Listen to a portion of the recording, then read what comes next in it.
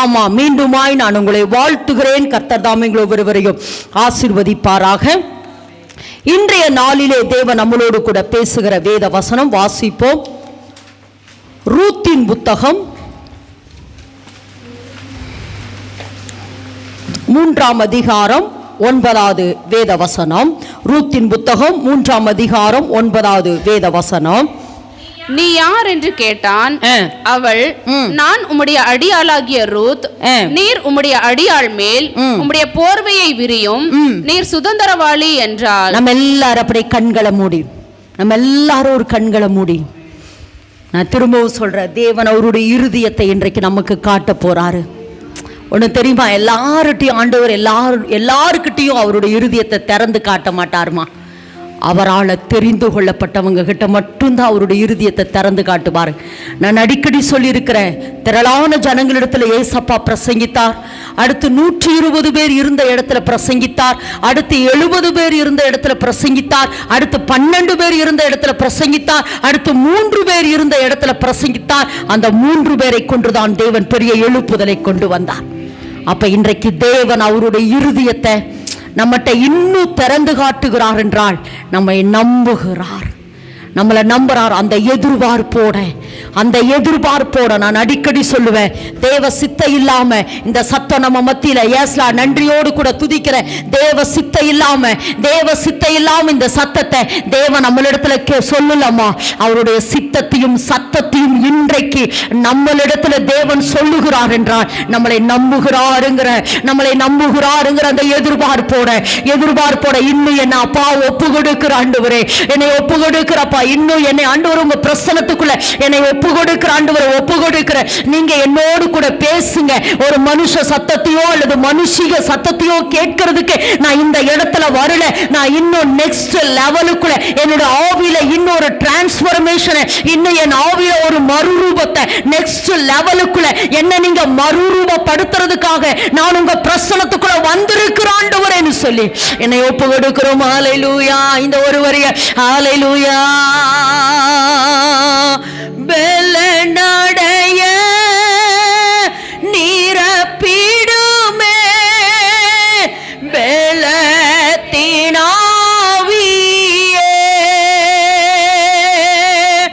பெலனடைய நீரப்பிடுமே பெலத்தினாவியே,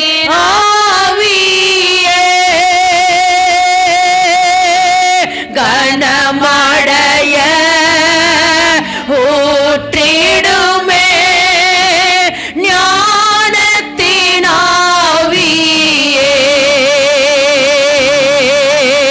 கனமடைய ஊற்றிடுமே ஞானத்தினாவியே,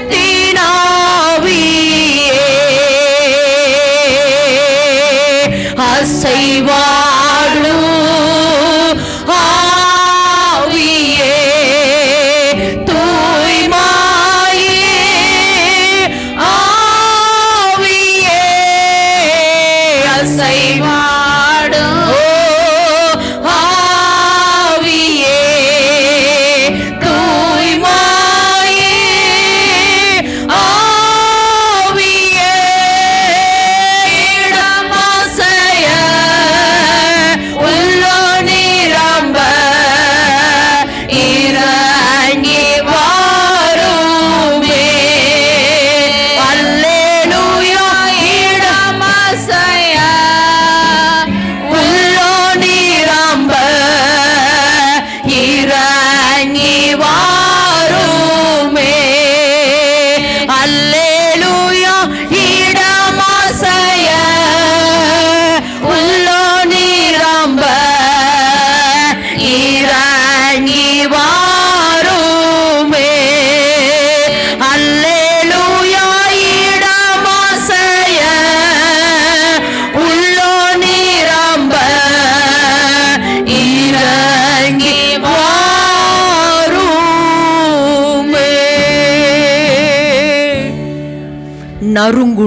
நொறுங்குண்ட இருதயத்தை உயிர்ப்பிக்கிற கர்த்தருடைய ஆவியானவர் எங்கள் நடுவிலே நீர் உலாவிக் கொண்டிருக்கிறதுக்காய் நன்றி அப்பா. நீங்க பேசுகிற உங்க வார்த்தைகளுக்கு எங்களை ஒப்பு கொடுக்கிற ஆண்டவரே.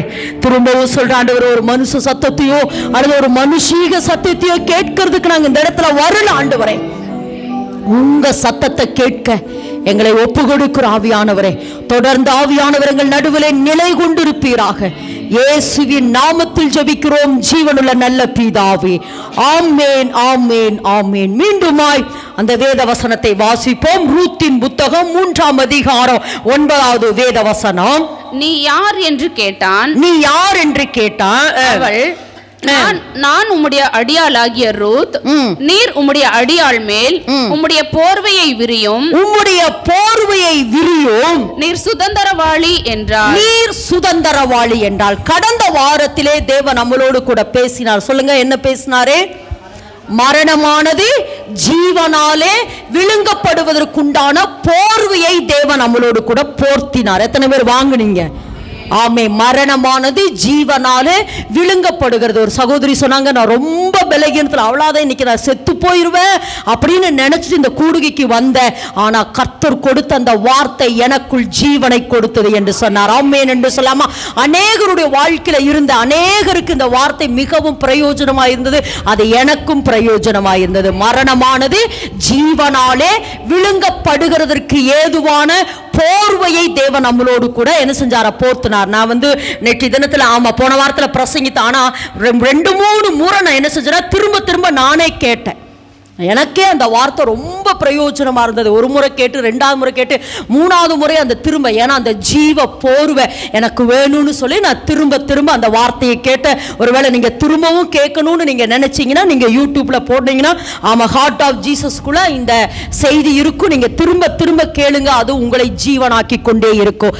ஆமென் என்று சொல்லலாமா? ஓகே. இன்றைய நாளிலும் தேவன் எதை குறித்து தெரியுமா நம்மளோட? ஏமா ரொம்ப மாத்தாதீங்க. ஆமா, போர்வையை தான். இன்றைக்கும் தேவன் நம்ம மேல எதை போத்துறாரு? அம்மா போதும் அப்படியே விடுங்க. என்னவாமா? போர்வையை. சொல்லுங்க, நம்ம மேல என்ன போத்த போறாரு? திரும்ப சொல்லுங்க, எதை போத்துகிறாரா? திரும்ப சொல்லுங்க, எதை போற்றுகிறாரா? நம்ம மேல இன்னைக்கும் தேவன். ஏன்னா நான் அந்த எக்கோ வரக்கூடாது. எக்கோ வருதா? எக்கோ வரக்கூடாது. மெசேஜில் ரொம்ப எக்கோ வருது. ஆமா, கடந்த வாரத்தில் தேவன் போர்வை நம்ம மேல போற்றினார் என்று சொல்லி நம்ம தியானிச்சோம். நான் வியாழக்கிழமை போய் என்ன செஞ்சிட்டேன்னா, நல்லா அதாவது படுக்கணும்னு சொல்லி நல்லா தூங்கணும்னு சொல்லி படுத்தேன். ஆனால் எக்கோ வராமல் போடுங்கம்மா. ஆனால் பாருங்க, எனக்கு நைட்டெல்லாம் தூக்கம் வரவே இல்லை. இதே போர்வையை திரும்ப என்கிட்ட பேசிகிட்டே இருந்தார். ஆமென். தூங்க விடல. ஆமாம், நேற்று நைட்டும் கூட பாருங்கள் 12க்கு படுத்த 2:30 எழுப்பி விட்டாரு. நான் உண்மையாக நான் சொல்லிடுவேன்ல, ஒரு சில நேரம் கெஞ்சுவேன், கொஞ்சம் எனக்கு தூங்க விட்றீங்களாம்ப. 2 மணி ஜோமணி முடிச்சுட்டு 3:30க்கு போய் படுத்தா கரெக்டாக. அப்புறம் பார்த்தா 6 மணிக்கு என்ன வச்சுறேன். அதுக்கப்புறம் எழுப்பிவிட்டு மறுபடியும் என்கிட்ட என்ன செய்கிறாரா? பேசிகிட்டே இருக்கிறார். இது எதுக்கு சொல்கிறேன்னா, அதை என்னால் விளங்கிக் கொள்ள முடிஞ்சு என்னன்னா, இது தேவனுடைய அவசர காலம். ஆமென் என்று சொல்லலாமா? ஆமென் என்று சொல்லலாமா? அப்போ பாருங்க, அந்த வியாழக்கிழமை, போன வாரம் வியாழக்கிழமை போய் நான் படுத்து தூங்கினாலே என்கிட்ட இதே சத்தியத்தை 3 போர்வையை குறித்து என்னோடு கூட பேசினார். ஆமென் என்று சொல்ல, 3 போர்வை நம்ம மேல வேணும் அப்படிங்கிறத கர்த்தர் நமக்கு உறுதியாய் சொல்லி இருக்கிறார். இப்போ இந்த முதல் போர்வை இது நமக்கு மெயினா வேணும். ஆமென் என்று சொல்லலாமா? மெயினா ஒரு போர்வை, அதாவது ரூத்து மேல போர்த்தப்பட்ட அந்த போர்வை, என்னங்கிறதை குறித்து தேவன் ஆழமான ஒரு காரியத்தை நம்மளோடு கூட இன்றைக்கு பேசுகிறார் என்றால் நிச்சயமாலுமே நம்ம மேல போத்த போகிறார். ஆமென் என்று சொல்லாமா? அந்த எதிர்பார்ப்போடு, ஆண்டவரே இந்த போர்வை எனக்கு வேண்டும் அப்படிங்கிற அந்த எதிர்பார்ப்போடு கூட நம்ம என்ன செய்ய போறோம்னா, அமர்ந்து தேவனுடைய வார்த்தையை நம்ம கேட்க போகிறோம். இந்த இடத்துல வாசிக்கிறோம். மறுபடியும் அந்த வசனத்தை எல்லாரும் சேர்ந்து வாசிக்கலாமா? எல்லாரும் சேர்ந்து வாசிப்போம். நீ யார் என்று கேட்டான். அவள், நான் உம்முடைய அடியாளாகிய ரூத். நீர் உம்முடைய அடியாள் மேல் உம்முடைய போர்வையை விரியும். நீர் சுதந்திரவாளி. முதலாவது இந்த ரூத் யார் என்பதை குறித்து நம்ம கொஞ்சம் அப்படியே பார்த்துட்டு, அதுக்கப்புறம் ஏன் இவ சுதந்திரவாளின்னு சொன்னா, அல்லது இந்த போர்வை எனக்கு எதுக்கு வேணும், நம்ம மேல இன்றைக்கு தேவன் ஏன் இந்த போர்வையை போர்த்த விரும்புகிறார் என்பதை குறித்து தியானிக்க போறோம். நான் முதல்ல ரூத் யார், ரூத் எந்த தேசத்தால்? மோவாப் தேசத்தால். ரூத் யாருன்னா மோவாப் தேசம். இந்த மோவாப் தேசத்தினுடைய அந்த எப்படி சொல்ற அஸ்திபாரம் எங்கிருந்து தொடங்குது அப்படின்னா, தேவன் ஆபிரகாமை அழைக்கிறார். யார் அழைக்கிறாரு? ஆபிரகாமை தேவன் என்ன செய்றாரு? உன் தேசத்தை, உன் இனத்தை எல்லாத்தையும் விட்டு நான் காண்பிக்கிற தேசத்துக்கு வான்னு சொல்லி கர்த்தர் ஆபிரகாமை அழைக்கிறார். ஆபிரகாமை அழைத்த பொழுது யாரு கூடவே வந்துட்டா? லோத்தும் கூடவே வந்தா. லோத்தும் கூடவே வந்தார். அப்ப ஆபிரகாமை அழைத்த பொழுது லோத்தும் கூடவே வருகிறாரு. அப்ப ரெண்டு பேரும் அவங்க என்ன செஞ்சுக்கிறாங்கன்னா ஒரு இடத்துல தங்கி இருக்கிறாங்க. ஆதியாகமம் 13 நினைக்கிறேன். ஒரு இடத்துல அவங்க தங்கி கொண்டு இருந்த பொழுது ஆபிரகாமின் மெய்ப்பருக்கும் லோத்துவின் மெய்ப்பருக்கு என்ன வந்துருச்சு? வாக்குவாதம் வந்துருச்சு, சண்டை வந்துருச்சு. உடனே ஆபிரகாம் லோத்தை பார்த்து சொல்றாரு, எப்பா உனக்கு எனக்கு சண்டை வேண்டாம், நம்ம ரெண்டு பேரும் சகோதரர்கள். நீ வடக்க போனா நான் தெற்க போறேன், நீ கிழக்க போனா நான் மேற்க போறேன் அப்படின்னு சொல்லி ஆபிரகாம் லோத்தை பார்த்து சொல்றாரு. உடனே லோத் என்ன செஞ்சாரா? சோதோம் குமாராவை தெரிந்தெடுத்தார். எங்க போகிறதுக்கு தெரிந்தெடுத்தாரு? சோதோம் குமாராவுக்குள்ள போகிறதுக்காக லோத்து தெரிந்தெடுத்து லோத்துவினுடைய மனைவி ரெண்டு பிள்ளைகளை என்ன செய்றாங்கன்னா சோதோம் கொமோராவுக்குள்ள போறாங்க. சோதோம் கொமோராவுல பாவம் பயங்கரமா இருந்த பொழுது தேவன் என்ன செய்றார்னா சோதோம் கொமோராவை அழிக்க நினைக்கிறார். அப்படி அழிக்க நினைக்கிறதுக்கு முன்பாக யார்கிட்ட வந்து ஷேர் பண்றாரு?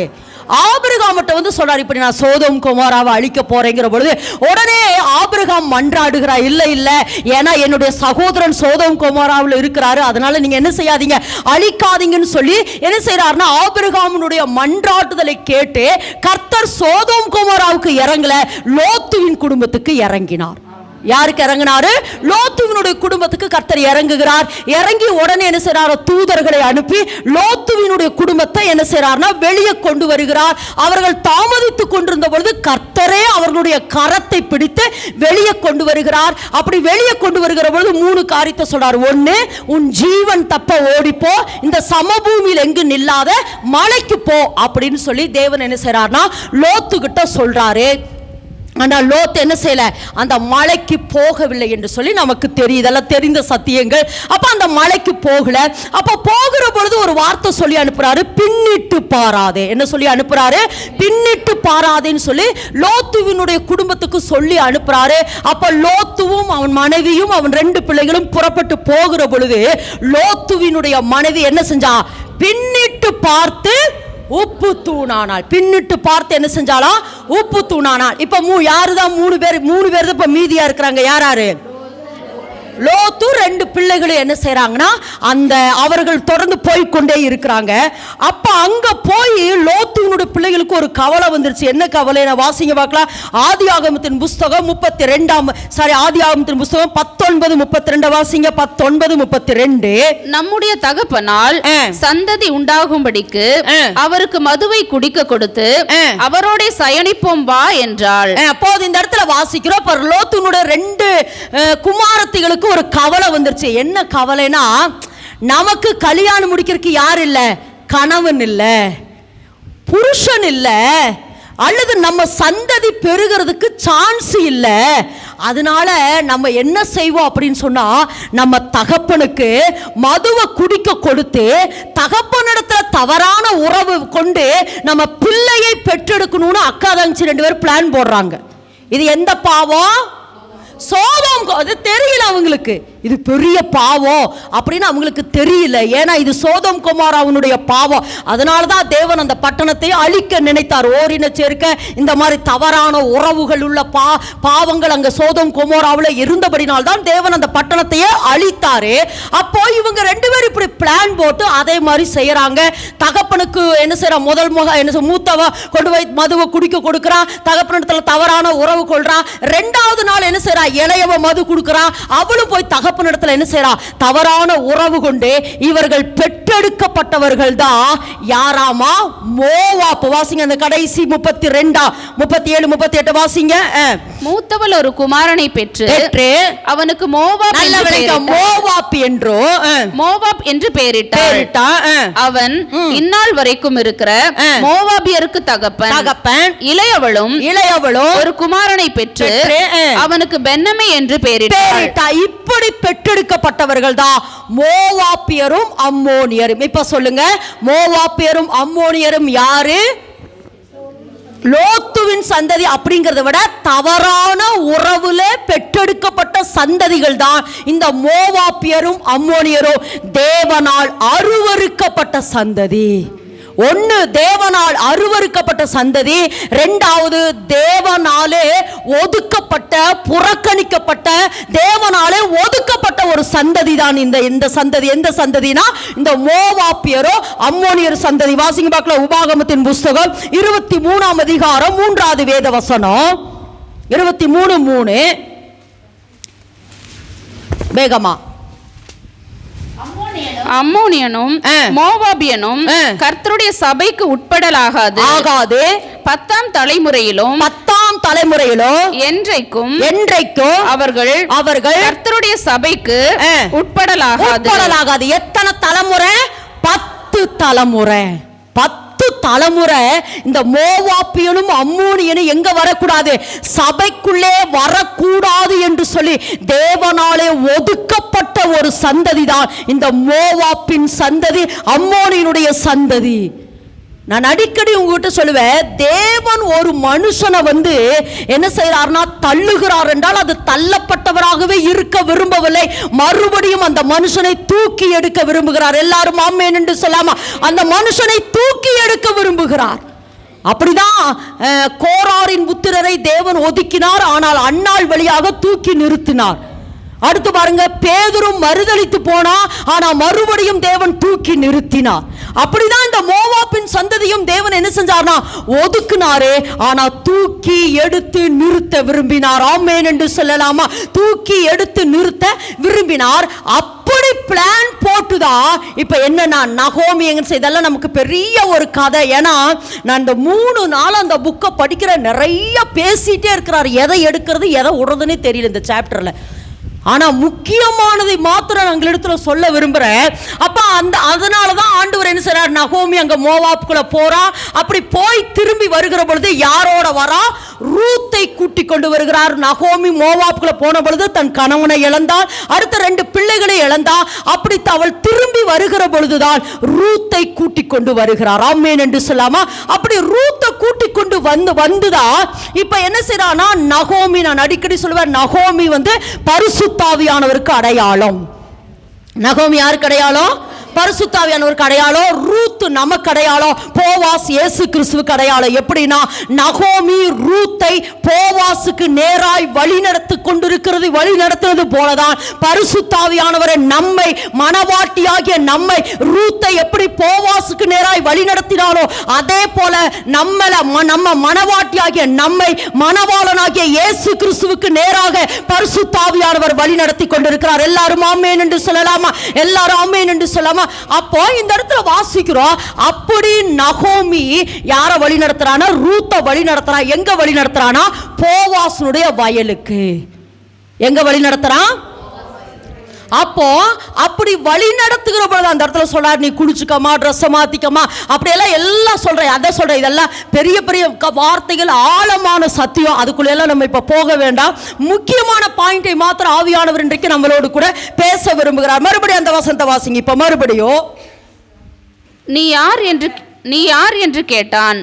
அவள், நான் உம்முடைய அடியாளாகிய ரூத், நீர் உம்முடைய அடியாள் மேல் உம்முடைய போர்வையை விரியோ, நீர் சுதந்திரவாளி என்றாள். சுதந்திரவாளி. இப்பத்துல இருந்து தான் மெசேஜ் தொடங்குது. இப்ப கொஞ்சம் ஒரு இன்ட்ரோடக்ஷன் ஆத்த உங்களுக்கு முன்னாடி கொடுத்தேன். இப்பத்துல இருந்து தான் தேவன் நம்மளோடு கூட பேசுகிறார். இப்போ ரூத் எங்க வந்துட்டா? போவாசனுடைய வயலுக்கு வந்துட்டா. போவாஸ் என்ன செஞ்சார்னா அங்க அவர் படுத்திருந்தாரு. அப்ப படுத்திருந்த பொழுது இவ போய் என்ன செய்யறா, அந்த காலடியில படுக்கிற, இதெல்லாம் ஆவிக்குரிய அர்த்தம் பின்னாடி உங்களுக்கு சொல்றேன் நான். அப்ப உடனே காலடியில படுத்திருக்கிறான். அப்படி படுத்துட்டு சொல்றான். அப்போ இப்ப யாரு கேட்கிறா? போவாசு அப்படியே நெளிக்கிற பொழுது தன்னுடைய காலடியில ஒருத்தி படுத்து கிடக்குறாங்கன்னு, நீ யாருன்னு கேட்கிறான். அவன் சொல்றான், நான் உமது அடியாள், என் மேல எதை விரியுங்க? நல்லா விளங்க, என் மேல எதை விரியுங்க? என் மேல போர்வைய விரியுங்க. நீ ஏன்னா என் மேல போர்வை விரியுங்க. நீர் சுதந்திரவாளி. என்ன சொல்றான்? நீர் என்னது? நீர் சுதந்திரவாளி. நீர் சுதந்திரவாளி. அதனால என் மேல உங்க போர்வையை விரியும் என்றால், நான் திரும்ப திரும்ப சொல்றேன், இது மனவாட்டிக்கும் மனவாளனுக்கும் இருக்கிற உறவு. இது நமக்கும் இயேசு கிறிஸ்துவுக்கு இருக்கிற உறவு. ஒருவேளை ரூத் அப்படின்னோட மணவாட்டி பெண்கள் தான் இல்ல, கிடையாது. ஏன்னா மணவாட்டி எல்லாருமே மணவாட்டிகள். ஆமென் என்று சொல்லாம ஒரே மணவாளன். ஒருவேளை நான் ஆணா இருக்கிறேனே, ஒருவேளை இது எப்படி மணவாட்டி? இல்ல இல்ல, சபை மணவாட்டி, நான் ஒரு மணவாட்டி, இயேசு ஒரு மணவாளன். எல்லாருமே மணவாட்டிகள். இப்போ இந்த ரூத் சொல்றா, நீர் என் மேல எதை விரியுங்க? போர்வையை விரிங்க. ஏன்னா நீர் சுதந்திரவாளி. சுதந்திரவாளினுக்கு நிறைய இன்டர்பிரேஷன் கொடுக்கப்படுகிறது. அதுல ஒரு சிலரை மட்டும் நான் சொல்றேன், நிறைய கொடுக்கப்பட்டிருக்குது. அதனுடைய அர்த்தம் என்னன்னா, சுதந்திரவாளி அப்படின்னா அதனுடைய அர்த்தம் என்னன்னா, என்னை காப்பாற்றுகிற கடமை உமக்கு உரியது. என்ன சொல்றா? என்னை காப்பாற்றுகிற கடமை உமக்கு உரியது. அதனால நீங்க என்ன செய்யுங்க? என் மேல எதை போடுங்க? போர்வைய போடுங்க. என்னை காப்பாற்ற கடமை உமக்கு தான். நம்ம சொல்றோம்ல, உங்களை தவிர எனக்கு வேற இந்த இடத்துல யாருமே உதவி செய்ய முடியாது ஆண்டவரே, நீர் மாத்திரம் தான். ஏன்னா நீங்க தானே என் தாயின் கருவிலே உருவாகுவதற்கு முன்னே என்னை தெரிந்தெடுத்தீங்க. உங்களை தவிர இந்த இடத்துல வேற ஒருவராலும் உதவி செய்ய முடியாது. நீங்க தான் ஆண்டவரே. அப்படிதான் கேட்டா ரூத்து, அப்படிதான் கேட்டா. என்னை காப்பாற்றுகிற கடமை உமக்குரியது. ஒண்ணு. ரெண்டாவது, நீர் எனது பாதுகாவலர் என்ற அர்த்தம். சுதந்திரவாளின்னு என்ன அர்த்தம்? நீர் எனது கார்டியன். எனது கார்டியன் நீங்க தான், என்னுடைய பாதுகாவலர் நீதான். அடுத்து சொல்றா, என்னைய மீட்டெடுக்கிற உரிமை உமக்கு உரியது. அடுத்து என்ன சொல்றான்? என்னை மீட்டெடுக்கிற உரிமை. ஏன்னா நீங்க லேவியர் ஆகமத்திலே நினைக்கிற ஒருத்தனுடைய சொத்து மீட்டெடுக்கிறதுக்கு அவனுடைய உறவு முறையாண்டா மீட்டெடுக்கணும். லேவியர் ஆகமத்தில் பார்த்தீங்கன்னா ஒருத்தனுடைய நிலத்தை மீட்டெடுக்கிறதுக்கு ஒருத்தர் இல்லைன்னா அவனுடைய உறவு முறையார். அதில் தான் எரேமியாகிட்ட அவருடைய பெரியப்பா சொத்தை கொடுத்து என்ன மீட்டெடுக்க முடியல, அதை மீட்டெடுக்கிற உரிமை உனக்கு இருக்குது எரேமியாவேன்னு சொல்லி எரேமியா 32 வாசிக்கிற பொழுது, என் நிலத்தை நீ வாங்கிக்க அப்படி சொல்லுவார். அப்போ இந்த உலகத்துல யாருக்குமே மீட்டெடுக்கிற உரிமை இல்லை. என்னை மீட்டெடுக்கிற உரிமை யாருக்குரியது? உங்களுக்குரியது. போவாசுகிட்ட சொல்றா ரூத்து, என்னை மீட்டெடுக்கிற உரிமை உங்களுக்குரியதுதான். அதனால என் மேல எதை விரியுங்க? என் மேல எதை விரியுங்க? போர்வையை விரியும். அடுத்து என்ன சொல்லப்படுகிறதுனா, என் மேல போர்வை விரியுங்க அப்படின்னு என்ன அர்த்தம்னா, என்னை மனைவியா நீங்க ஏற்றுக்கொள்ளுங்க. என்ன கேட்கிறான்? என்ன நீங்க மனைவியா ஏற்றுக்கொள்ளுங்கன்னு சொல்றா. அடுத்து என் மேல உங்க சிறகை விரியும். எதை விரிக்க சொல்றான்? உங்க சிறகை என் மேல விரியுங்க. உங்களுடைய இறகை என் மேல விரியுங்க. நீங்க என்ன உங்க பாதுகாப்புக்குள்ள வச்சிருங்க. ஏன்னா அதை மீட்டெடுக்கிற உரிமை உமக்கு மாத்திரம் தான் உண்டு. என்ன மீட்டெடுத்துக்குங்கன்னு சொல்றா. அடுத்து சொல்றா, அதாவது போர்வையை விரியும் அப்படின்னா என்ன அர்த்தம்னா, உங்க வஸ்திரத்தை என் மேல போடுங்க. என்ன கேட்கிறான்? ஏன்னா நீங்க எசேக்கியேல் 16ஆம் அதிகாரத்துல வாசிச்சீங்கன்னா 6:8 நீங்க வாசிங்க. எசேக்கியேல் 16ஆம் அதிகாரம் 6:8 நீங்க வாசிங்க பார்க்கலாம். நான் உன் அருகே கடந்து போகும்போது மிதிக்கப்படுவதற்கு. இதை யாரை குறித்து சொல்றானா? எருசலேமை குறித்து, சமாரியாவை குறித்து தேவன் சொல்லுகிற ஒரு மறைவான ஒரு காரியம். அதை இந்த இடத்துல நிழலாட்டமா இருக்குது. வாசிங்கம்மா.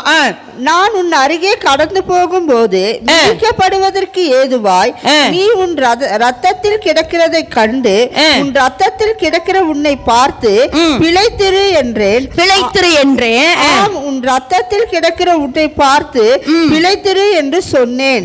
உன்னை வயலில் பயிரை போல அநேகமாயிரமாய் பெருகும்படி வைத்து நீ வளர்ந்து பெரியவளாகி மகா சௌந்தரியவளானாய். உன் ஸ்தானத்தில் எழும்பின உன் மயிர் வளர்ந்தது. ஆனாலும் நீ நிர்வாணமும் அம்மனமுமாய் இருந்தாய். நான் உன் அருகே கடந்து போன போது உன்னை பார்த்தேன். இதோ உன் காலம் பருவ காலமாய் இருந்தது. அப்பொழுது என் வஸ்திரத்தை உன்மேல் விரித்து உன்னுடைய நிர்வாணத்தை மூடினேன். கடந்த வாரத்தில் தேவன் இதை சொன்னாரு. ஏன்னா ஆதாம் ஏவாள் மேல எந்த வஸ்திரம் இருந்தது? மகிமையின் வஸ்திரம். எந்த வஸ்திரம் இருந்தது? மகிமையின் வஸ்திரம் இருந்தது. அப்படி மகிமையின் வஸ்திரம் இருந்த பொழுது சாத்தான் அந்த வஸ்திரத்தை உருவி அவர்களை என்னவா மாற்றிவிட்டான்? நிர்வாணியாய். கடந்த வாரத்துல தேவன் சொன்னார் அவங்க எப்படி மாறிட்டாங்க, நிர்வாணியாய் மாறிட்டாங்க. அதனாலதான் அந்த வஸ்திரத்தை கொடுக்கிறதுக்கு இயேசு இந்த பூமிக்கு வந்தார் என்று சொல்லி கடந்த வாரத்துல தியானிச்சோம். அப்ப இந்த இடத்துல இவ என்ன சொல்றானா, என்ன இதனுடைய உள்ளான அர்த்தம் என்னன்னா, நாங்க பாவம் செஞ்சிட்டோம். அதாவது லோத்துவினுடைய குமாரத்திகள் தகப்பனிடத்திலே தவறான உறவை கொண்டு பெற்றெடுக்கப்பட்ட சந்ததிகளாய் மாறினபடினாலே இப்ப நாங்க எல்லாரும் எப்படி இருக்கிறோம், நிர்வாணிகளாய் இருக்கிறோம். நாங்க எல்லாரும் எப்படி இருக்கிறோம், நாங்க எல்லாரும் எப்படி இருக்கிறோம், திரும்ப சொல்லுங்க, நாங்க எல்லாரும் எப்படி இருக்கிறோம், நிர்வாணிகளா இருக்கிறோம். அதனால எங்க மேல எதை விரியுங்க, உங்க போர்வையை விரியுங்க, உங்க மகிமையின் வஸ்திரத்தை எங்க மேல விரியுங்க, உங்க கனத்துக்குரிய வஸ்திரத்தை எங்க மேல விரியுங்க. நாங்கள் உம்முடையவர்கள் என்பதை அங்கீகரிக்கிறதுக்காக உங்க வஸ்திரத்தை எங்க மேல மூடி எங்களுடைய நிர்வாணத்தை மறைத்து விடு. எங்க மேல எதை போடுங்க, திரும்ப சொல்லுங்க, எங்க மேல எதை போடுங்க, ஆமா போர்வைய, உங்க வஸ்திர தொங்கலை எங்க மேல போடுங்க. ஏனா உம்மாலே மாத்திரம்தான் எங்களை மீட்டெடுக்க முடியும். நீர் சுதந்திரவாளி, நீர் சுதந்திரவாளி. எங்களை மீட்டெடுங்க, எங்களை மீட்டெடுங்க. எல்லாவற்றுக்கும் மேலாக கடைசியா என்ன சொல்றாங்கன்னா, எங்களுக்கு இறக்க செஞ்சிருங்க. என்ன கேக்குறாங்க, எங்களுக்கு இறக்க செய்யுங்க, எங்களுக்கு இறக்க செய்யுங்க. ஆமா, நாங்க பாவம் பண்ணிட்டோம், செய்யக்கூடாத பாவத்தை பண்ணிட்டோம். ஆனா மறுபடியும் நாங்க உங்ககிட்ட வருகிறோம், உங்ககிட்ட வருகிறோம், உங்ககிட்ட வருகிறோம். எங்க மேல உங்க போர்வையை விரியும், என் மேல உங்க வஸ்திரத்தை போடுங்க, எங்க நிர்வாணத்தை மூடுங்க, எங்களை மகிமைப்படுத்துங்க, எங்களை நீங்க ஏற்றுக்கொள்ளுங்கிறதுக்கு அடையாளமாகத்தான் ரூத் போய் சொல்றா, என் மேல எதை போடுங்க, போர்வைய. அதாவது நான் இதை ஒன்று விளங்கிட்டேன். எப்படின்னா, தேவன் நம்ம மேல ஒரு திட்டம் வைக்கிறாருமா. இப்ப ஜாக்லின் மேல தேவனுக்கு ஒரு திட்டம் இருக்குது. நான் அதை விரும்பி கேட்கிற வரைக்கும் அதை அடைச்சு வைக்கிறாருமா. அதை நான் விளங்கிட்டேன். நான் விரும்பி கேட்கிற வரைக்கும், அதாவது இவ மேல திட்டம் இருக்குது, ரூத்து மேல திட்டம் இருக்குது. ஒருவேளை ரூத்து தேவனே வந்து என்னை ரட்சிக்கட்டும்னு உட்கார்ந்து இருந்திருப்பாள் என்றால், ஒருவேளை அந்த களத்துக்கு வராமல் இருந்திருப்பார் என்றால், ஒருவேளை போவாசனுடைய பாதப்படிக்கு வராமல் இருந்திருப்பாள் என்றால், அவன் மேல எது விழுந்திருக்காது, வஸ்திரம் விழுந்திருக்காது. அவ வந்து கேட்கிறா, என் மேல விரியுங்க, என்னை கொஞ்சம் நினைச்சுக்குங்க, என்னை கொஞ்சம் மீட்டெடுத்துருங்க, என்னை கொஞ்சம் தூக்கி விடுங்க, என்னை கொஞ்சம் காப்பாற்றுங்க, எனக்கு வேண்டியதை செய்யும் என்று சொல்லி இவ கேட்கிற வரைக்கும். இதுக்கு இன்னொரு இடத்தை சொல்லணும்னா, ஆதியாகம புஸ்தகத்துல வேதத்துல வாசிப்போம் என்றால், ஆதியாகமத்தின் புஸ்தகம் 32 நீங்க வாசிச்சீங்கன்னா, இப்ப தேவன் சொல்றார் ஆபிரகாம், யார்கிட்ட சொல்றாருன்னா யாக்கோபிட்ட சொல்றார், நீ எழுந்து உன்னுடைய தேசத்துக்கு போன்னு சொல்றாரா. ஆமா, வாசிங்க பார்க்கலாம். ஆதியாகமத்தின் புஸ்தகம் 32 சொல்றாரு ஆண்டவர். எதுல சொல்றாரு, 29 சொல்றாரு, நீ எழுந்து உன்னுடைய தேசத்துக்கு போ அப்படின்னு சொல்றாரு. சொல்லிட்டு ஒரு வார்த்தை சொல்றாரு, உன் தேசத்துக்கு போ, நான் உனக்கு நன்மை செய்வேன். என்ன சொன்னாரு சொல்லுங்க, என்ன சொன்னாரு, நீ போ, நான் உனக்கு நிச்சயம் நன்மை செய்வேன் அப்படின்னு சொல்றாரு. சொன்னது யாரு, தேசத்துக்கு போன்னு சொன்னது யாரு, தேவன் தான் சொல்றாரு. யார்கிட்ட சொல்றாரு, யாக்கோபிட்ட சொல்றாரு, உன் தேசத்துக்கு போன்னு சொன்னது தேவன் தான். இவன் கிளம்பி வரப்போ இவன் 2 பேர்த்த கிளப்பி விட்டவரும் இவரு தான். யாரு கிளப்பி விட்டாரு, 2 பேர் யாக்கோபை துரத்திட்டு வந்தது 2 பேர் யாரு, லாபானும் ஏசாவும். அதான் இது எதுக்கு சொன்னா, ஒரு சில இக்கட்டுகள் நேரங்களில ஒரு சில காரியத்தை நம்ம பெற்றெடுக்கணுங்கிறக்காக சொல்றேன். இந்த இடத்துல பாருங்க, யாக்கோபிட்ட சொல்றார், யாக்கோபே உன் தேசத்துக்கு போ, நான் உனக்கு நன்மை செய்வேன் அப்படின்னு சொல்லி கர்த்தர் கிளப்பி விட்டவது யார்தான், யாக்கோபை கிளப்பி விட்டவர் தேவன் தான். இவன் கிளம்பி வந்த பொழுது இன்னும் 2 பேர்த்தை எதிரிட்டு கிளப்ப பண்ணார். யார் அது, ஏசாவும் லாபானும். இப்ப யாக்கோபு போயிட்டு இருக்கிறாரு, முன்னாடி யார் வந்துட்டு இருக்கிறா, ஏசா வந்துட்டு இருக்கிறா, பின்னாடி யார் வந்துட்டு இருக்கிறா. அவ்வளவுதான், பயங்கர ஒரு செக்கு வச்ச மாதிரி. முன்னையும் போக முடியல, பின்னையும் போக முடியல. முன்ன போனா ஏசா, பின்ன போனா ஆமா, முன்னே போனால் உதைக்கும், சாரி கடிக்கும், பின்னே போனால் உதைக்கும். அதே போலதான் யாக்கோபு. ஏன்னா நல்லா தெரியும், அப்பத்தான் நீ உட்காருவ, ஒரு சில நேரம் அப்படிதாம்மா, முன்னையும் போக முடியாது, பின்னையும் போக முடியாது. நீர் என்னை ஆசீர்வதித்தால் ஒழிய. ஒரு சில பிரச்சனை ஏன் அதான் நான் திரும்ப திரும்ப நம்ம சொல்றோமே, காரணமே தெரியாத அல்லது விடையே தெரியாத ஒரு சில பாதைகள் நம்ம வாழ்க்கையில வருது என்றால் கர்த்தர் நம்மளை உருவாக்குகிறார் என்று அர்த்தம். ஆமென் என்று சொல்ல நம்மளை கர்த்தர் என்ன செய்றாரா? உருவாக்குறார். அப்போ நன்மை செய்வ யாக்கோபே உன் தேசத்துக்கு போன்னு சொல்லிட்டாரு. அவன் சொல்றான் பாருங்க, 32 வாசிங்க மக்கள், 9 வாசிங்க. பின்பு யாக்கோபு என் தகப்பனாகிய ஆபிரகாமின் தேவனும் என் தகப்பனாகிய ஈசாக்கின் தேவனுமாய் இருக்கிறவரே, உன் தேசத்துக்கும் உன் இனத்தாரிடத்திற்கும் திரும்பி போ, உனக்கு நன்மை செய்வேன் என்று என்னுடனே சொல்லி இருக்கிற கர்த்தாவே, உனக்கு நன்மை செய்வேன் என்று சொல்லி இருக்கிற கர்த்தாவே. நல்லா விளங்கம்மா, எப்பவுமே ஆண்டவர் என்ன செய்வார்னா, ஒரு பிரச்சனையினுடைய ஸ்டார்டிங் சொல்லவே மாட்டாரு, முடிவை தான் சொல்லுவார். உண்மைதான், ஸ்டார்டிங் என்ன செய்ய மாட்டாரு. இப்ப யார்கிட்ட சொல்லலாம், யார் யோசேப்பிட்ட என்ன கொடுத்தாரு? சொப்பனம் கொடுத்தாரு. எல்லாருடைய நெற்கதிரைக்காருக்கும் முன்னுடைய நெற்கதிரை இப்படி நிமிர்ந்து நிற்கும், எல்லாரும் நட்சத்திரங்களும் உன்னை வணங்குவாங்க. முன்னாடி சொன்னாரா? சொல்லல. இதுதான் குழப்பம் நமக்கு. பிரச்சனையை சொல்ல மாட்டேங்கிறார், ஆனால் சக்சஸ் சொல்லிடுறார். ஆமே ஆமே அப்படின்னா என்ன அர்த்தம்னா, நான் அடிக்கடி சொல்லுவேன், பயப்படாதே அப்படின்னு சொல்லிட்டான்னு என்னமோ வருதுன்னு அர்த்தம். ஆமாமா, பயப்படாதே அப்படின்னு முதல்லயே சொல்லிட்டார்னா, ஓ அப்ப பயப்படுகிற காரியம் ஏதோ வருது, நீ அலர்ட் ஆயிக்க. முன்னாடி சொல்ல மாட்டார், அவர் ரிசல்ட்டை மட்டும்தான் சொல்லுவார். ஆமென். அப்ப இங்க சொல்றாரு, உனக்கு நன்மை செய்வேன் என்று சொன்னீங்களே கர்த்தாவே, இப்ப நான் முன்னையும் போக முடியல பின்னையும் போக முடியல அப்படின்னு என்ன அர்த்தம்? உட்காருன்னு அர்த்தம். அப்படி உட்கார்ந்து அவன் கேட்கிறான், நீர் என்னை ஆசீர்வதித்தால் ஒழிய உம்மை நான் விடமாட்டேன் என்று சொன்ன பொழுது தேவன் அந்த இடத்துல யாக்கோபை ஆசீர்வதித்து அவன் சந்ததியை பெருக்கிக் கொண்டே இருந்தார். ஆமென் என்று சொல்லலாமா? ஆமென் என்று சொல்லலாமா? அப்ப இன்னைக்கு கர்த்தர் இந்த இடத்துல வாசிக்கிறோம். இந்த இடத்துல வாசிக்கிற பொழுது யாரு? மோவாபியர் ஜனத்து மேல அல்லது ரூத்துக்கு மேல தேவனுக்கு ஒரு பெரிய திட்டம் இருக்கிறது உண்மைதான். ஆனா இவ கேட்கணும்னு எதிர்பார்த்தார். ஆமென் என்று சொல்லுவோம். நான் அப்படியே சொன்ன பார்த்தியா, இப்ப இந்த சந்ததி தானே. இன்னொரு சந்ததியை சொன்னா கோரார் புத்திரர் யார் சொல்லுங்க பார்க்கலாம். கோரார் புத்திரர் தேவனால அவர்களும் ஒதுக்கப்பட்டவங்க. யார் அது? ஆமா, கோரார் புத்திரர். அதாவது இவர்கள் யார் என்றால் மோசேக்கு விரோதமாய் பேசினவர்கள். எப்படியாமா மோசேக்கு விரோதமாய் பேசின புத்திரர்கள் யாரு? கோராரின் புத்திரர். தேவனால் என்ன செஞ்ச? பூமி பிளந்து அவர்களை என்ன செஞ்சு? விழுங்கிட்டு.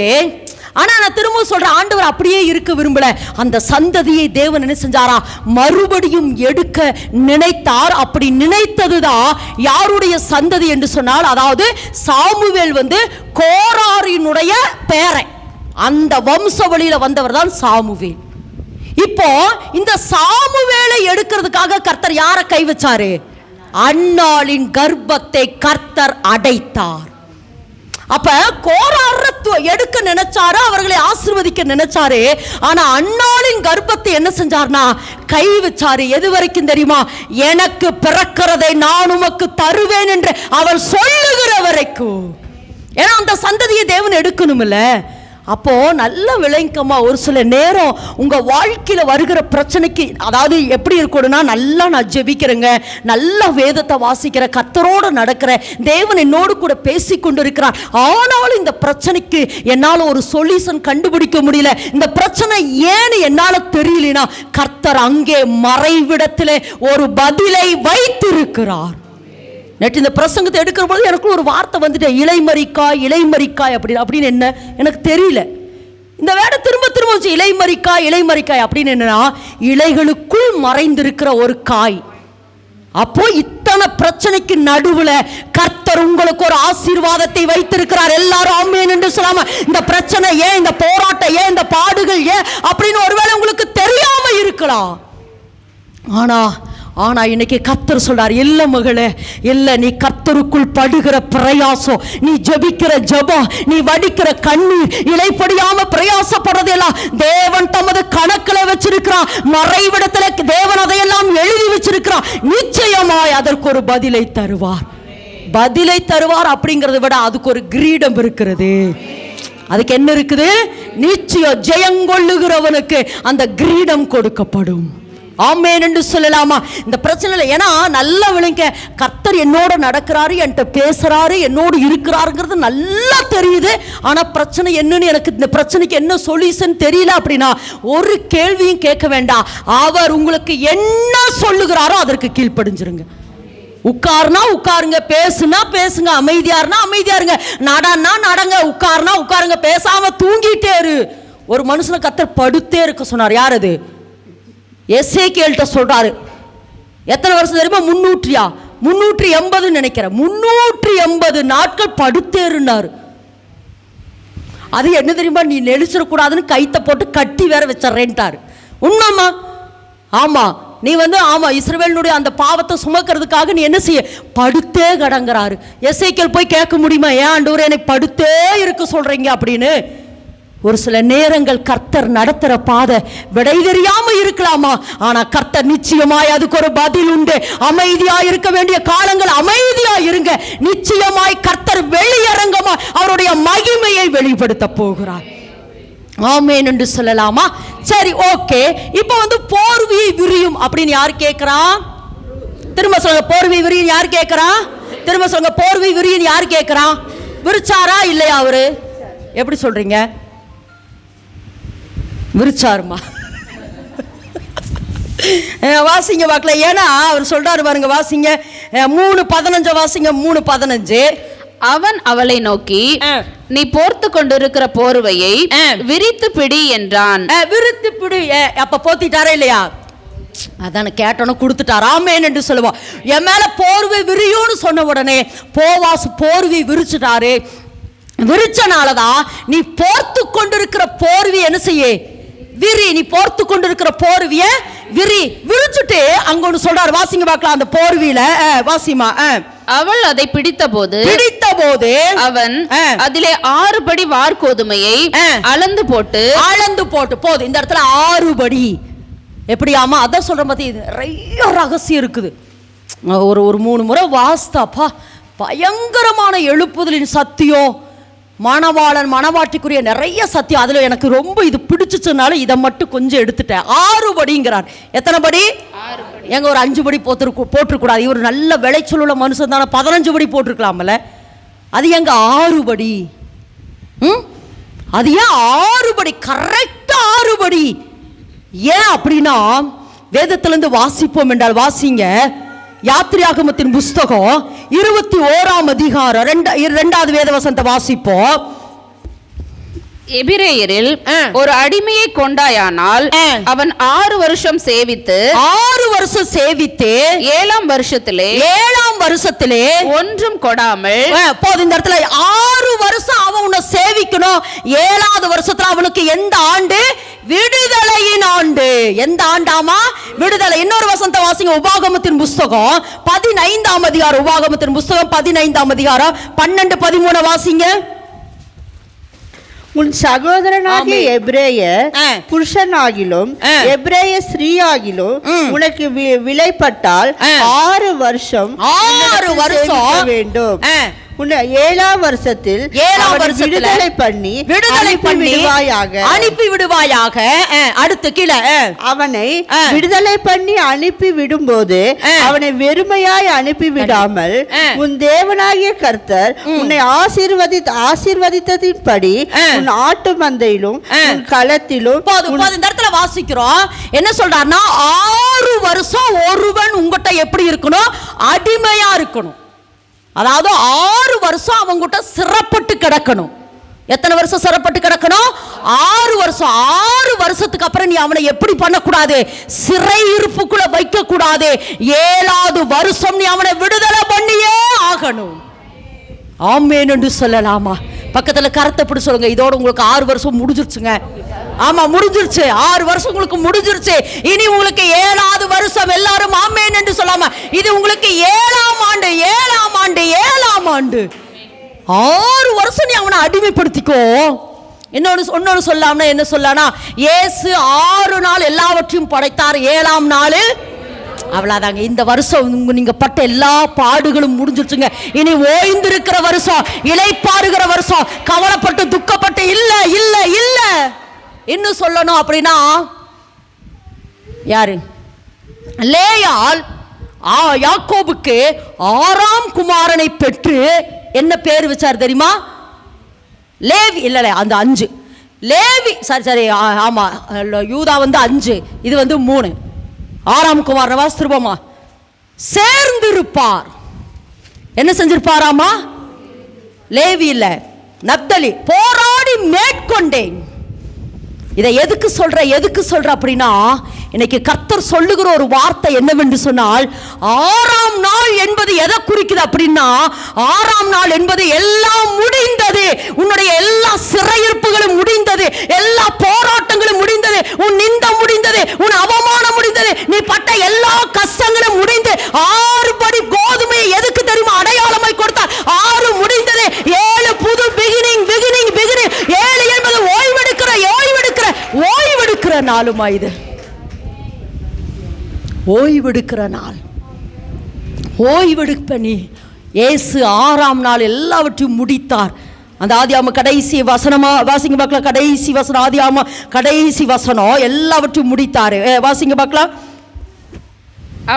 அப்பொழுது தேவன் தாம் உண்டாக்கின எல்லாவற்றையும் பார்த்தார், அது மிகவும் நன்றாயிருந்தது.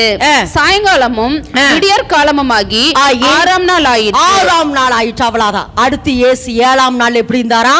ஓய்ந்திருந்தார். அப்ப இன்னைக்கு கர்த்தர் என்ன சொல்றாருன்னா, போவாஸ் ஏன் ரூத்துக்கு 6 படி கோதுமையை கொடுத்தார் என்று சொன்னால், 6 படி என்பது உன்னுடைய சிறையிருப்பின் நாட்கள் முடிந்தது. இனி உனக்கு ஒரு விடுதலையை தேவன் கொடுக்க போகிறார் என்பதுக்கு அடையாளமாகத்தான் 6 படி கோதுமையை என்ன செஞ்சானா?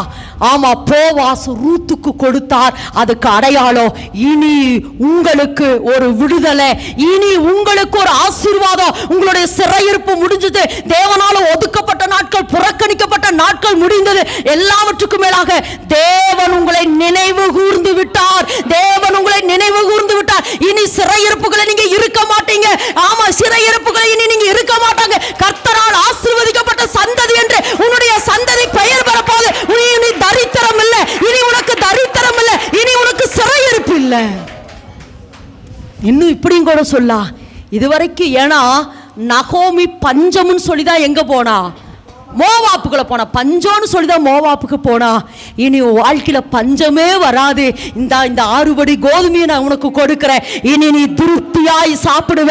இனி தரித்திரம் உன் எல்லைக்குள்ள இருக்காது. நீ திருப்தியாய் சாப்பிடுவாய் என்பதுக்கு அடையாளமாகத்தான் ரூத்துக்கு போவாஸ் எத்தனை படி கோதுமையை கொடுத்தாரா? திரும்ப சொல்லுங்க, எத்தனை படி கோதுமை? என்னன்னா, அந்த விடுதலை ஆகிற பொழுது அவங்களை வெறுமையா அனுப்பக்கூடாது. அதான் உபாகமத்தில் இருக்கிற சட்டம், பழைய ஏற்பாட்டினுடைய சட்டம். அதான் அவங்க விடுதலை ஆகிறாங்கன்னா சும்மா அவங்களை அனுப்பாத. அவங்கள உன் களஞ்சியத்துல விளைந்திருக்கிறது, உன் வீட்டுக்குள்ள இருக்கிறது எல்லாம் நீ என்ன செய்ய? அவர்களுக்கு கொடுத்து அனுப்பணும். ஆமென் என்று சொல்லலாமா? ஆமென் என்று சொல்லலாமா? அப்போ இன்னைக்கு கர்த்தர் என்ன சொல்ல விரும்புறார் அப்படின்னா, எல்லாவற்றுக்கும் மேலாக ஒன்னொரு காரியத்தை இப்ப இந்த இடத்துல சொல்ல விரும்புறாரு. இவங்க நகோமியும் ரூத்தும் உள்ள வந்த காலம் எந்த காலம் சொல்ல முடியுமா? அறுவடையின் காலம். எந்த காலத்தில் உள்ள வந்தாங்க? நல்லா சொல்லுங்க. எதுக்கு இதை சொல்றேன்னா, தேவன் இன்றைக்கு ஒருவேளை இந்த வார கர்த்தர் நம்மளை கூப்பிட்டு பிரசங்கம் பண்ணி அல்லது கர்த்தரோட வார்த்தையை கொடுத்து நம்மளை கர்த்தர் மறுரூபமாக்கி கொண்டே இருக்கிறார் என்றால், இது நமக்கு ஒரு அறுவடையின் காலமா?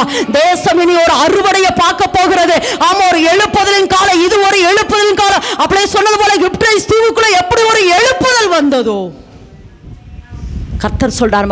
பக்கத்துல கருத்தை பிடிச்சு சொல்லுங்களேன். யூதாவே, என் சகோதரியே, என் உத்தமியே. அவங்கள சொல்லுங்க, என் உத்தமியே, என் சகோதரனே, என் சகோதரியே. இது உங்களுக்கு ஒரு அறுவடையின் காலம். இது உங்களுக்கு அறுவடை காலமா? இது உங்களுக்கு அறுவடை காலம். அதனாலதான் ரூத் போவாசை சந்தித்திருக்கிறாள். அதனாலதான் ரூத் இந்த வயலுக்கு வந்திருக்கிறார். இது மீட்டெடுக்கிற காலம். மோவாபியரை மீட்டெடுக்கிற காலமா இருந்தது போல இன்றைக்கு கர்த்தர் சொல்றார், நீ எத்தனை பிரச்சனைக்குள்ள இருந்தாலும் சரி, போராட்டத்துக்குள்ள இருந்தாலும் சரி, கர்த்தர் சொல்றாரு, இது உங்களை மீட்டெடுக்கிற காலம். அதை அப்படியே ரிசீவ் பண்ணுங்க. இது என்ன மீட்டெடுக்கிற காலம் வந்துருச்சு. நான் போவாச சந்திச்சுட்டேன். இனி எனக்கு மீட்டெடுக்கிற காலம். இனி எனக்கு அறுவடையின் காலம். என் தரித்திரம் மாறுகிற காலம். என்னுடைய ஆபிரகாமுடைய ஆசீர்வாதம் என் மேல வருது வருது வருது. ஆமென் என்று சொல்லலாமா? இது எந்த காலம்?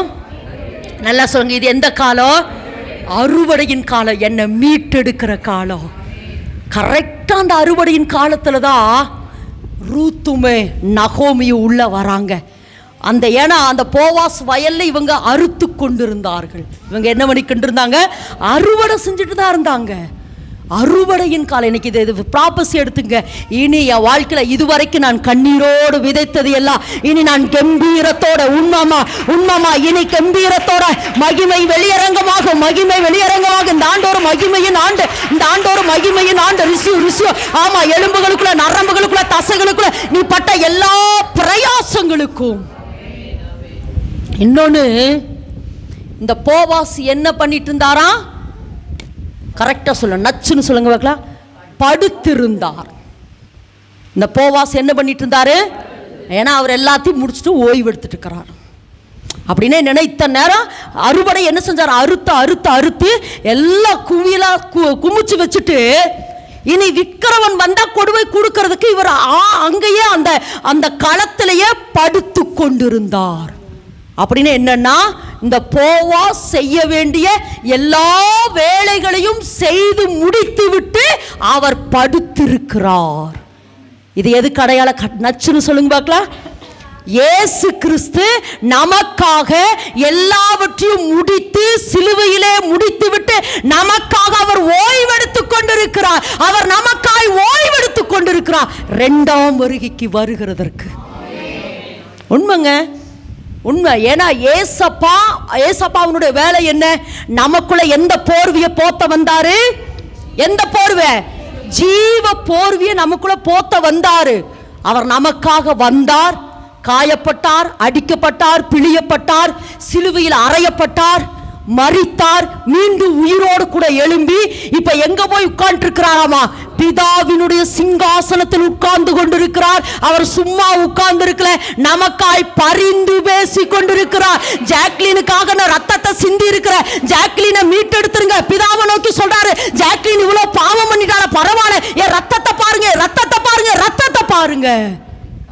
எனக்காக அவர் என்ன பண்ணிட்டு இருக்கிறாரா?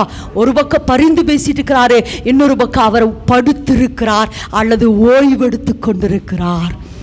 அதனால்தான் சங்கீதம் 101:110 வாசிங்க. 110. என் ஆண்டவரை நோக்கி, நான் உம்முடைய சத்துருக்களை உமக்கு பாதபடி ஆக்கி போடும் வரைக்கும் நீர் என்னுடைய வலது பரிசத்தில் உட்காரும் என்றார்.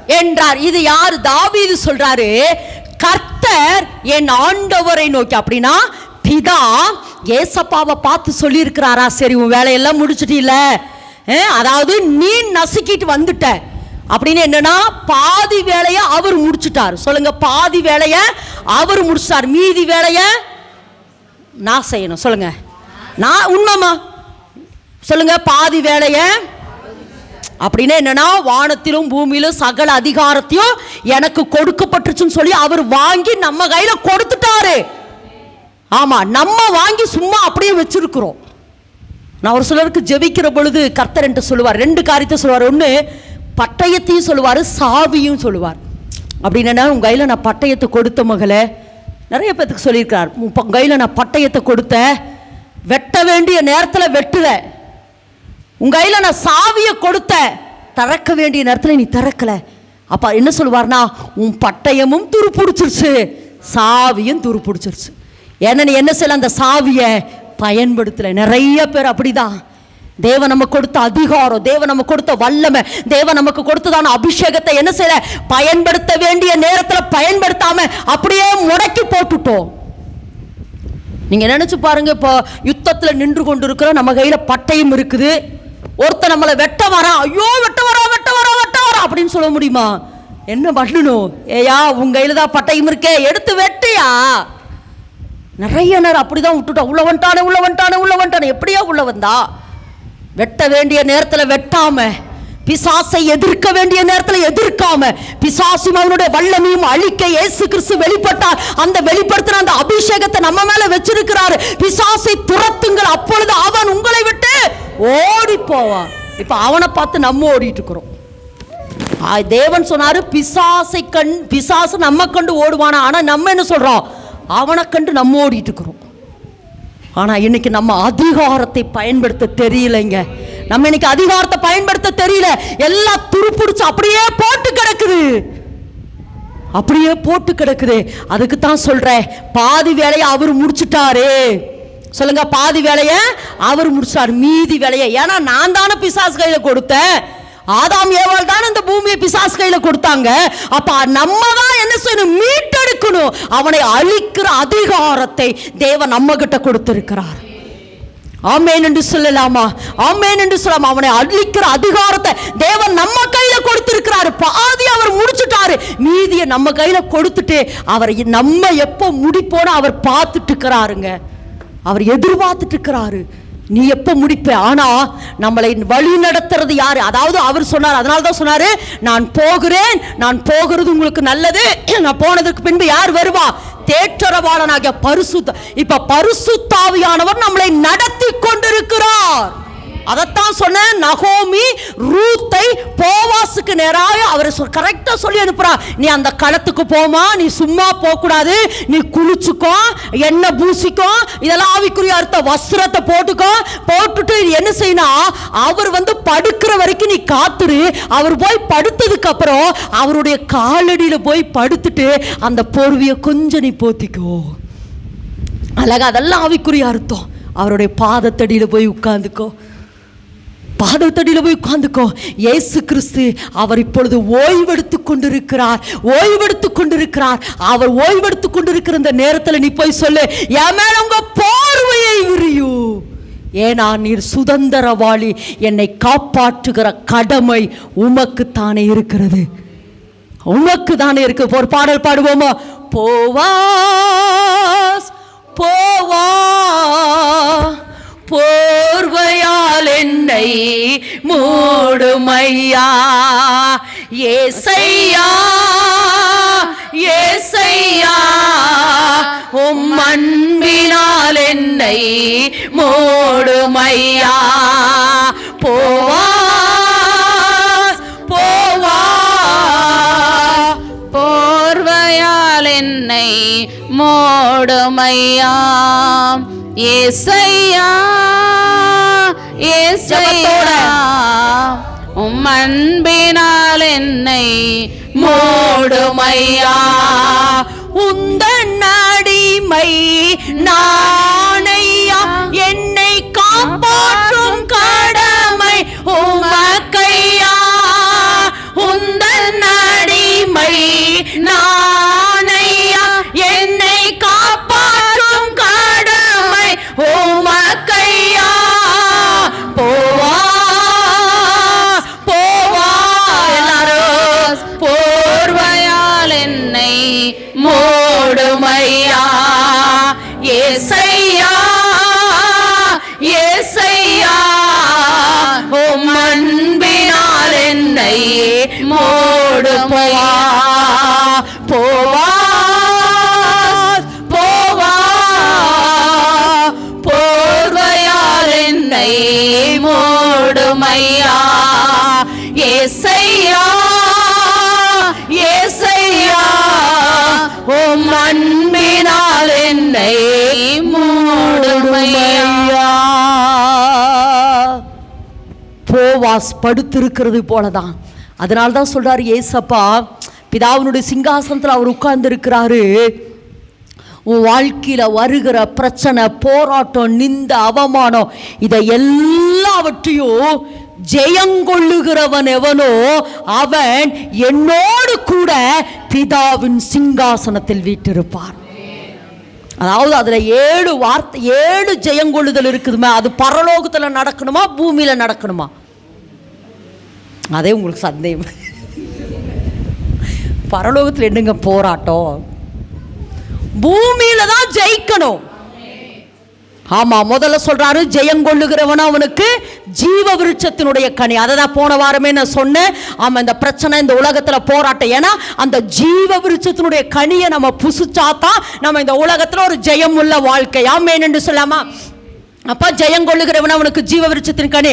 ரெண்டாவது என்ன சொல்ல? ஜெயங்கொள்ளுகிறவன் அவனுக்கு 2ஆம் மரணம் இல்லை. எந்த 2ஆம் மரணங்கிறீங்க? நமக்குள்ள ஜீவனை ஊதுனார் வர அந்த ஜீவன் செத்து போகாது. இப்ப எனக்கு அந்த விசுவாசம் தான். ஏன்னா இப்ப இந்த பிளான் எல்லாம் டேடி என்கிட்ட கொடுத்த பொழுது நான் ஐயோ அதாவது நமக்கு முன்னாடி திருஷ்டாந்தங்கள் இருந்தவங்களை தானே சொல்லுவோம். நம்ம என்ன சொல்லுவோம்? ஐயோ அந்த ஊழியக்காரரை விழுந்துட்டாருங்க, நானெல்லாம் அப்படின்னு சொல்லுவோம் பார்த்தீங்களா? ஆனால் இப்போ என்கிட்ட கொஞ்ச நாள் எனக்குள்ள ஒரு விசுவாசம் என்ன தெரியுமா? இல்லை எனக்குள்ள நித்திய ஜீவன் வந்துருச்சு. அந்த நித்திய ஜீவன் சாகாது. அந்த நித்திய ஜீவன் எனக்குள் எல்லாரும் ஆமென் என்று சொல்லுவாங்க. அந்த நித்திய ஜீவன் எனக்குள் வேலை செய்யும். அந்த நித்திய ஜீவன் ஒருபோது செத்து போகாது. நான் பின்மாற்றம் அடைய மாட்டேன். இந்த திட்டத்தை விட்டு விலக மாட்டேன். ஏன்னா எனக்குள் கொடுக்கப்பட்டது நித்திய ஜீவன். மூணாவது சொல்லுங்க. ஆமா, மூணாவது என்னது? ஜெயங்கொள்ளுகிறவனோ அவனுக்கு மறைவான மன்னா. இதுதான் மறைவான மன்னா. இதுதான் கடைசி காலத்துல வெளிப்படுத்தப்படுகிற மறைவான மன்னா. ஏன்னா இப்ப கேட்கிற சத்தியமெல்லாம் எப்படிதான் இருக்குது?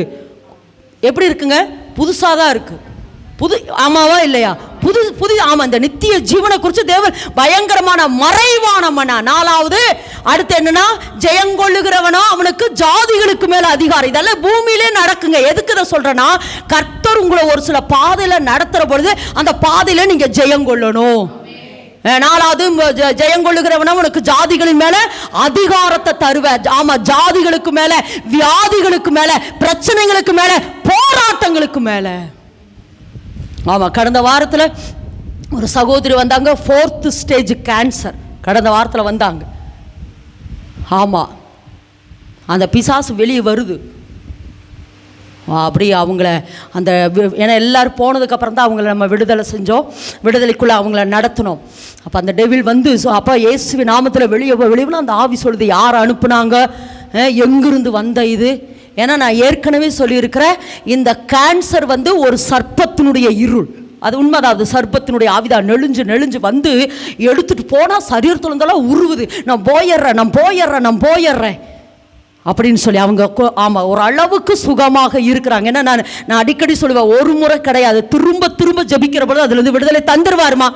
கேன்சர்லேருந்து ஆண்டவர் விடுதலை தருவார். ஆமேன் என்று சொல்லுவோம். இதை எதுக்கு சொல்றேன்னா, தேவன் விடுதலை ஆக்கத்தான் இயேசு நமக்காக மரித்தார். ஆமேன் என்று சொல்லலாமா? அப்ப எனக்கு கர்த்தர் என்ன சொல்றார் அப்படின்னா, இந்த போர்வை எதை சொல்லிட்டு இருந்த நம்ம இது வரைக்கும் ஜெயங்கொள்ளுகிற. சூப்பர். அப்ப ஜெயங்கொள்ளுகிற ஜாதிகளுக்கு மேல அதிகாரம், வியாதிகளுக்கு மேல அதிகாரம், தரித்திரங்களுக்கு மேல அதிகாரத்தை தேவன் நமக்கு தருவார். சொல்லுங்க. முதல்ல ஜீவ விருட்சத்தினுடைய கனி, இரண்டாம் மரணத்தில் சேதமடைதல், மூணாவது மறைவான மன்னா, நாலாவது ஜாதிகளுக்கு மேல அதிகாரம், அஞ்சாவது வெண்வஸ்திரம். இதைத்தான் நம்ம கடந்த நேரம் வாரத்திலிருந்தே தியானிச்சு கொண்டிருக்கிறோம். இதுதான் வெண்வஸ்திரம், இதுதான் ஜீவ வஸ்திரம், இதுதான் பரிசுத்த வஸ்திரம். இனி இந்த வஸ்திரத்தை பார்த்து பிசாசு பயப்படுவான்னு சொல்றேன் நான். ஆமா, அப்போ ரோட்ல போயிட்டு இருக்கிற பொழுது யாராவது கலர் ட்ரெஸ்ல வந்து கையை, நானே நிற்க மாட்டேன். கலர் ட்ரெஸ்ஸில் வந்து கை இப்படி நாங்கன்னா நீ என்ன நிறுத்துறேன்ட்டு அம்பட்டு போயிடுவேன். ஆனால் போலீஸ் ட்ரெஸ்ஸோட ஒருத்த வந்து நிறுத்த, அவருக்கு மதிப்பா அந்த வஸ்திரத்துக்கு மதிப்பா? அதைத்தாங்க சொல்றோம். அதுதான் வெண் வஸ்திரம், அதிகார வஸ்திரம். அடுத்து அஞ்சாவது வெண் வஸ்திரம். ஆறாவது, அவன் என்னோடு கூட சிங்காசனத்தில் அமர்ந்திருப்பான். ஆமா, ஜெயங்கொள்ளுகிறவன் எவனோ அவன் என்னோடு கூட. ஆமா, அல்ல சாரி, அஞ்சாவது வந்து ஆமா, ஜெயங்கொள்ளுகிறவன் எவனோ அவனை ஆலயத்தில் தூணாக்குவேன். இது ரொம்ப நாள் எனக்கு தெரியல, ஆலயத்தில் தூணாக்குவேன் அப்படின்னா என்ன அர்த்தம்? ஆண்டவரே என்ன அர்த்தம் கேட்டா, இனி வரப்போற ராஜ்யத்தை கட்டுகிறதுக்கு தேவன் நம்மளை தூணாக்க போறார். கரந்தட்டுமா, கரந்தட்டுங்க. வரப்போற ராஜ்யம் இந்த பூமியில எக்ஸ்டாப்ளிஷ் ஆக போகுது. அதுல ஆலயத்துல தூணாக்குறது நீங்களும் நானும். ஆமா.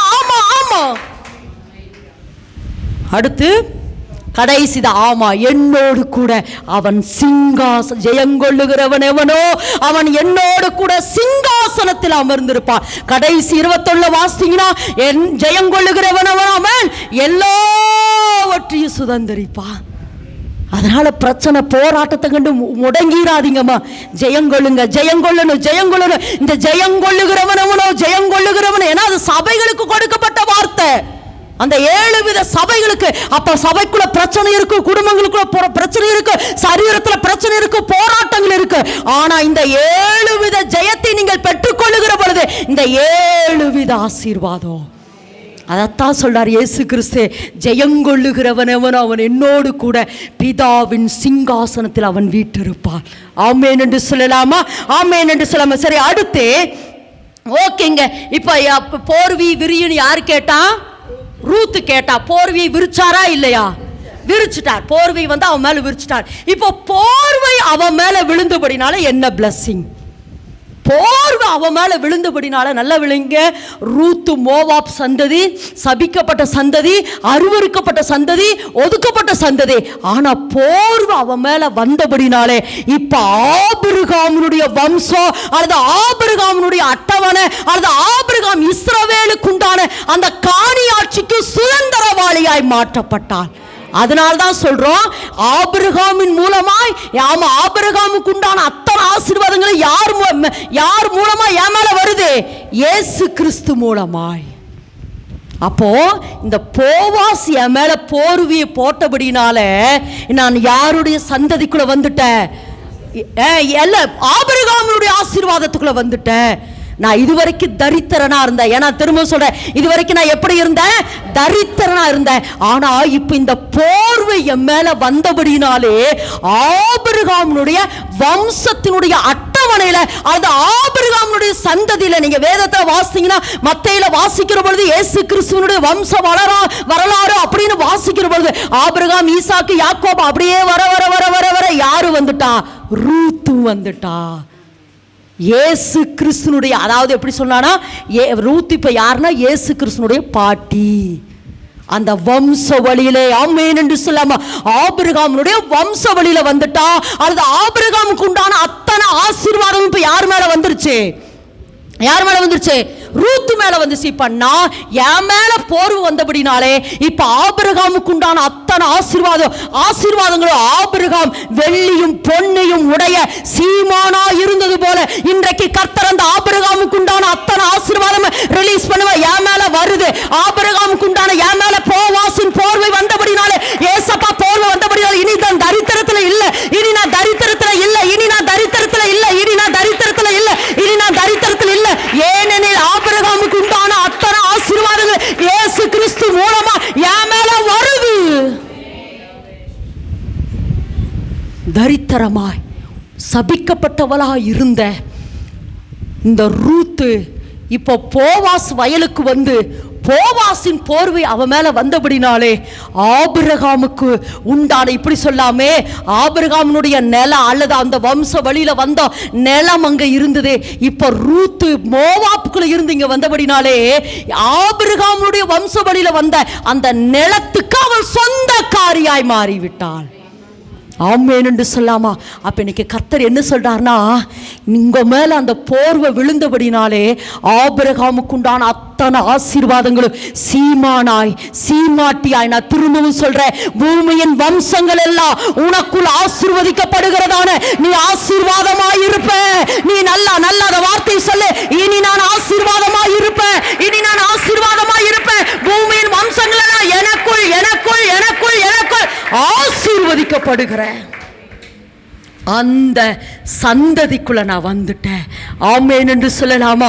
பூமியின் வம்சங்கள் எல்லாம் எனக்குள் எனக்குள். ஏன்னா நீங்க நினைச்சு பாருங்க, அதாவது மோவாப்பு அல்லது ரூத்தே சபிக்கப்பட்ட, தள்ளப்பட்ட, ஒதுக்கப்பட்ட, தேவனாலே புறக்கணிக்கப்பட்டவளா இருந்தா, இப்போ இந்த ரூத்து கிரயம் செய்து இங்க வந்தபடினாலே இவளவே மீட்டெடுக்க முடியாம இருந்தது. ஆனா இவள் இந்த எல்லைக்குள் வந்தபடினாலே முழு தேசத்தையும், அது மோவாப்பியரையும் மீட்டெடுக்கிறதான அந்த மீட்பின் திட்டம் மீட்பின் திட்டம் மீட்பின் திட்டம் மீட்பின் திட்டம் இவள் பேர்ல வந்தது. இன்னைக்கு மெசேஜினுடைய தலைப்பு என்ன தெரியுமா? என் மேல இருந்த சாப போர்வை நீங்கி. எல்லாரும் சொல்லுங்க, என் மேல இருந்த சாப போர்வை நீங்கிருச்சு. என் மேல இருந்த சாப போர்வை நீங்கி மீட்டெடுக்கிற போர்வை.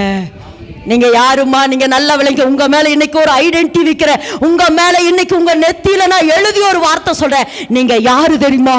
மீட்டெடுக்கிறவங்க. நீங்க யாராமா? நல்லா சொல்லுங்க, நீங்க யாராமா? மீட்டெடுக்கிறவங்க. ஏன்னா இப்போ ரூத் அவளே அவன் நில தள்ளாடிட்டு இருந்தது. நம்ம நிலைய போலதான். நானே பிழைப்பனான்னு நினைச்சேன். எப்படி? நல்லா சொல்லுங்க. எப்படி? என்னையவே சொல்றேன். நானே திரும்ப சொல்லுங்க. நானே பிழைப்பனான்னு நினைச்சேன். ஆனா அநேகரை பிழைக்க வைக்கிறதுக்கு கர்த்தர் என்ன மாற்றி இருக்கிறாரு பாருங்க. மாற்றி இருக்கிறாரு. ஏன்னா நான் அந்த பலகீனத்துல இருந்த பொழுது ரொம்ப மோசமாயிடுச்சு. ரொம்ப மோசமாயிடுச்சு. அப்போ எங்கள் அக்கா எல்லாரையும் கூப்பிட்டு சொல்கிறா, ஜெபம் பண்ணுங்க. பிசாசு எங்கள் அக்காட்ட போய் சொல்லிச்சான், நீ என்ன எல்லாரும் கூப்பிட்டு ஜெபிங்கிற 3 நாள் தான் உயிரோடு இருப்பாள், அதுக்கப்புறம் அவள் செத்து போயிடுவா அப்படின்னு சொல்லிச்சான். கூடலூர்லேருந்து ஒரு சகோதரி சொல்கிறாங்க. அவங்க ஜெபம் பண்ணிட்டு இருக்கிற பொழுது சாத்தான் போய் அந்த சகோதரிகிட்ட சொன்னாங்க, அவ்வளோதான் இனி ஜாக்லின் ஊழியமெல்லாம் இல்லை, இனி மறித்து போயிடுவாவ, இனி அவளாதா ஊழியம் இல்லை, ஒன்றும் இல்லை அப்படின்னு. அப்போ ஆனால் எனக்கு அந்த மறித்து போயிடுவேங்கிற எண்ணமெல்லாம் எனக்கு கிடையாது. ஆனால் வியாதியினுடைய கொடூர எண்ணங்கிறது என்னால் ஃபீல் பண்ண முடிஞ்சு. அந்த தலை வலி வந்துச்சுன்னு வச்சுக்கோங்க, அப்பா விண்ணு நான் போய் எங்கள் அக்கா வீட்டில் தான் அப்போ நான் இருந்தேன்.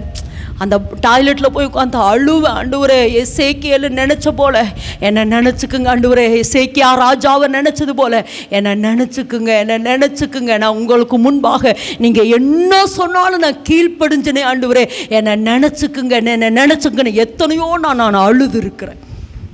இல்லை, இதை எதுக்கு சொல்கிறேன்னா, நானே பிழைப்பனான்னு நினைச்சேன். ஆனால் இன்னைக்கு அநேகரை பிழைப்பூட்டுகிற வார்த்தைகளை கர்த்தர் கொடுக்கிறார். இதை எதுக்கு சொல்றேன்னா, ஒருவேளை நீங்க சொல்லல இப்ப இந்த சூழ்நிலையில அவளாதாங்க இல்ல மகளே, இந்த வார்த்தையை நீங்கள் கேட்கிறீர்கள் என்றால் கர்த்தர் சொல்றார், இல்ல மகளே, உன்னை கொண்டு அநேகரை மீட்டெடுக்க போறேன், உன்னை கொண்டு நான் அநேகரை மீட்டெடுக்க போறேன். இவன் நினைச்சா ரூத்து நினைச்சா நானே சாபத்துக்குள்ள கிடக்கிற, பாவத்துக்குள்ள கிடக்கிற, நானே தேவனால் வெறுக்கப்பட்டு ஒதுக்கப்பட்டு தரித்திரங்களுக்குள்ள கடந்து கொண்டிருக்கிற அப்படின்னு இவன் நினைச்சிருப்பா. ஆனா இவன் பாருங்க, இவளை மீட்டெடுக்கிறக்கே முடியாம இருந்தது. ஆனா முழு தேசத்தையும் மீட்டெடுக்கிற அல்லது மோவாபியரை மீட்டெடுக்கிற பெரிய திட்டத்தை தேவன் ரூத்து மேல வச்சாருங்க. இந்த சத்தியத்தை நீங்கள் கேட்கிறீர்கள் என்றால் உங்களை கொண்டு அநேகரை மீட்டெடுக்க போறார். இன்றைக்கு கர்த்தர் அந்த போர்வை உங்க மேல விழ போகுதுன்னு நான் சொல்றேன்.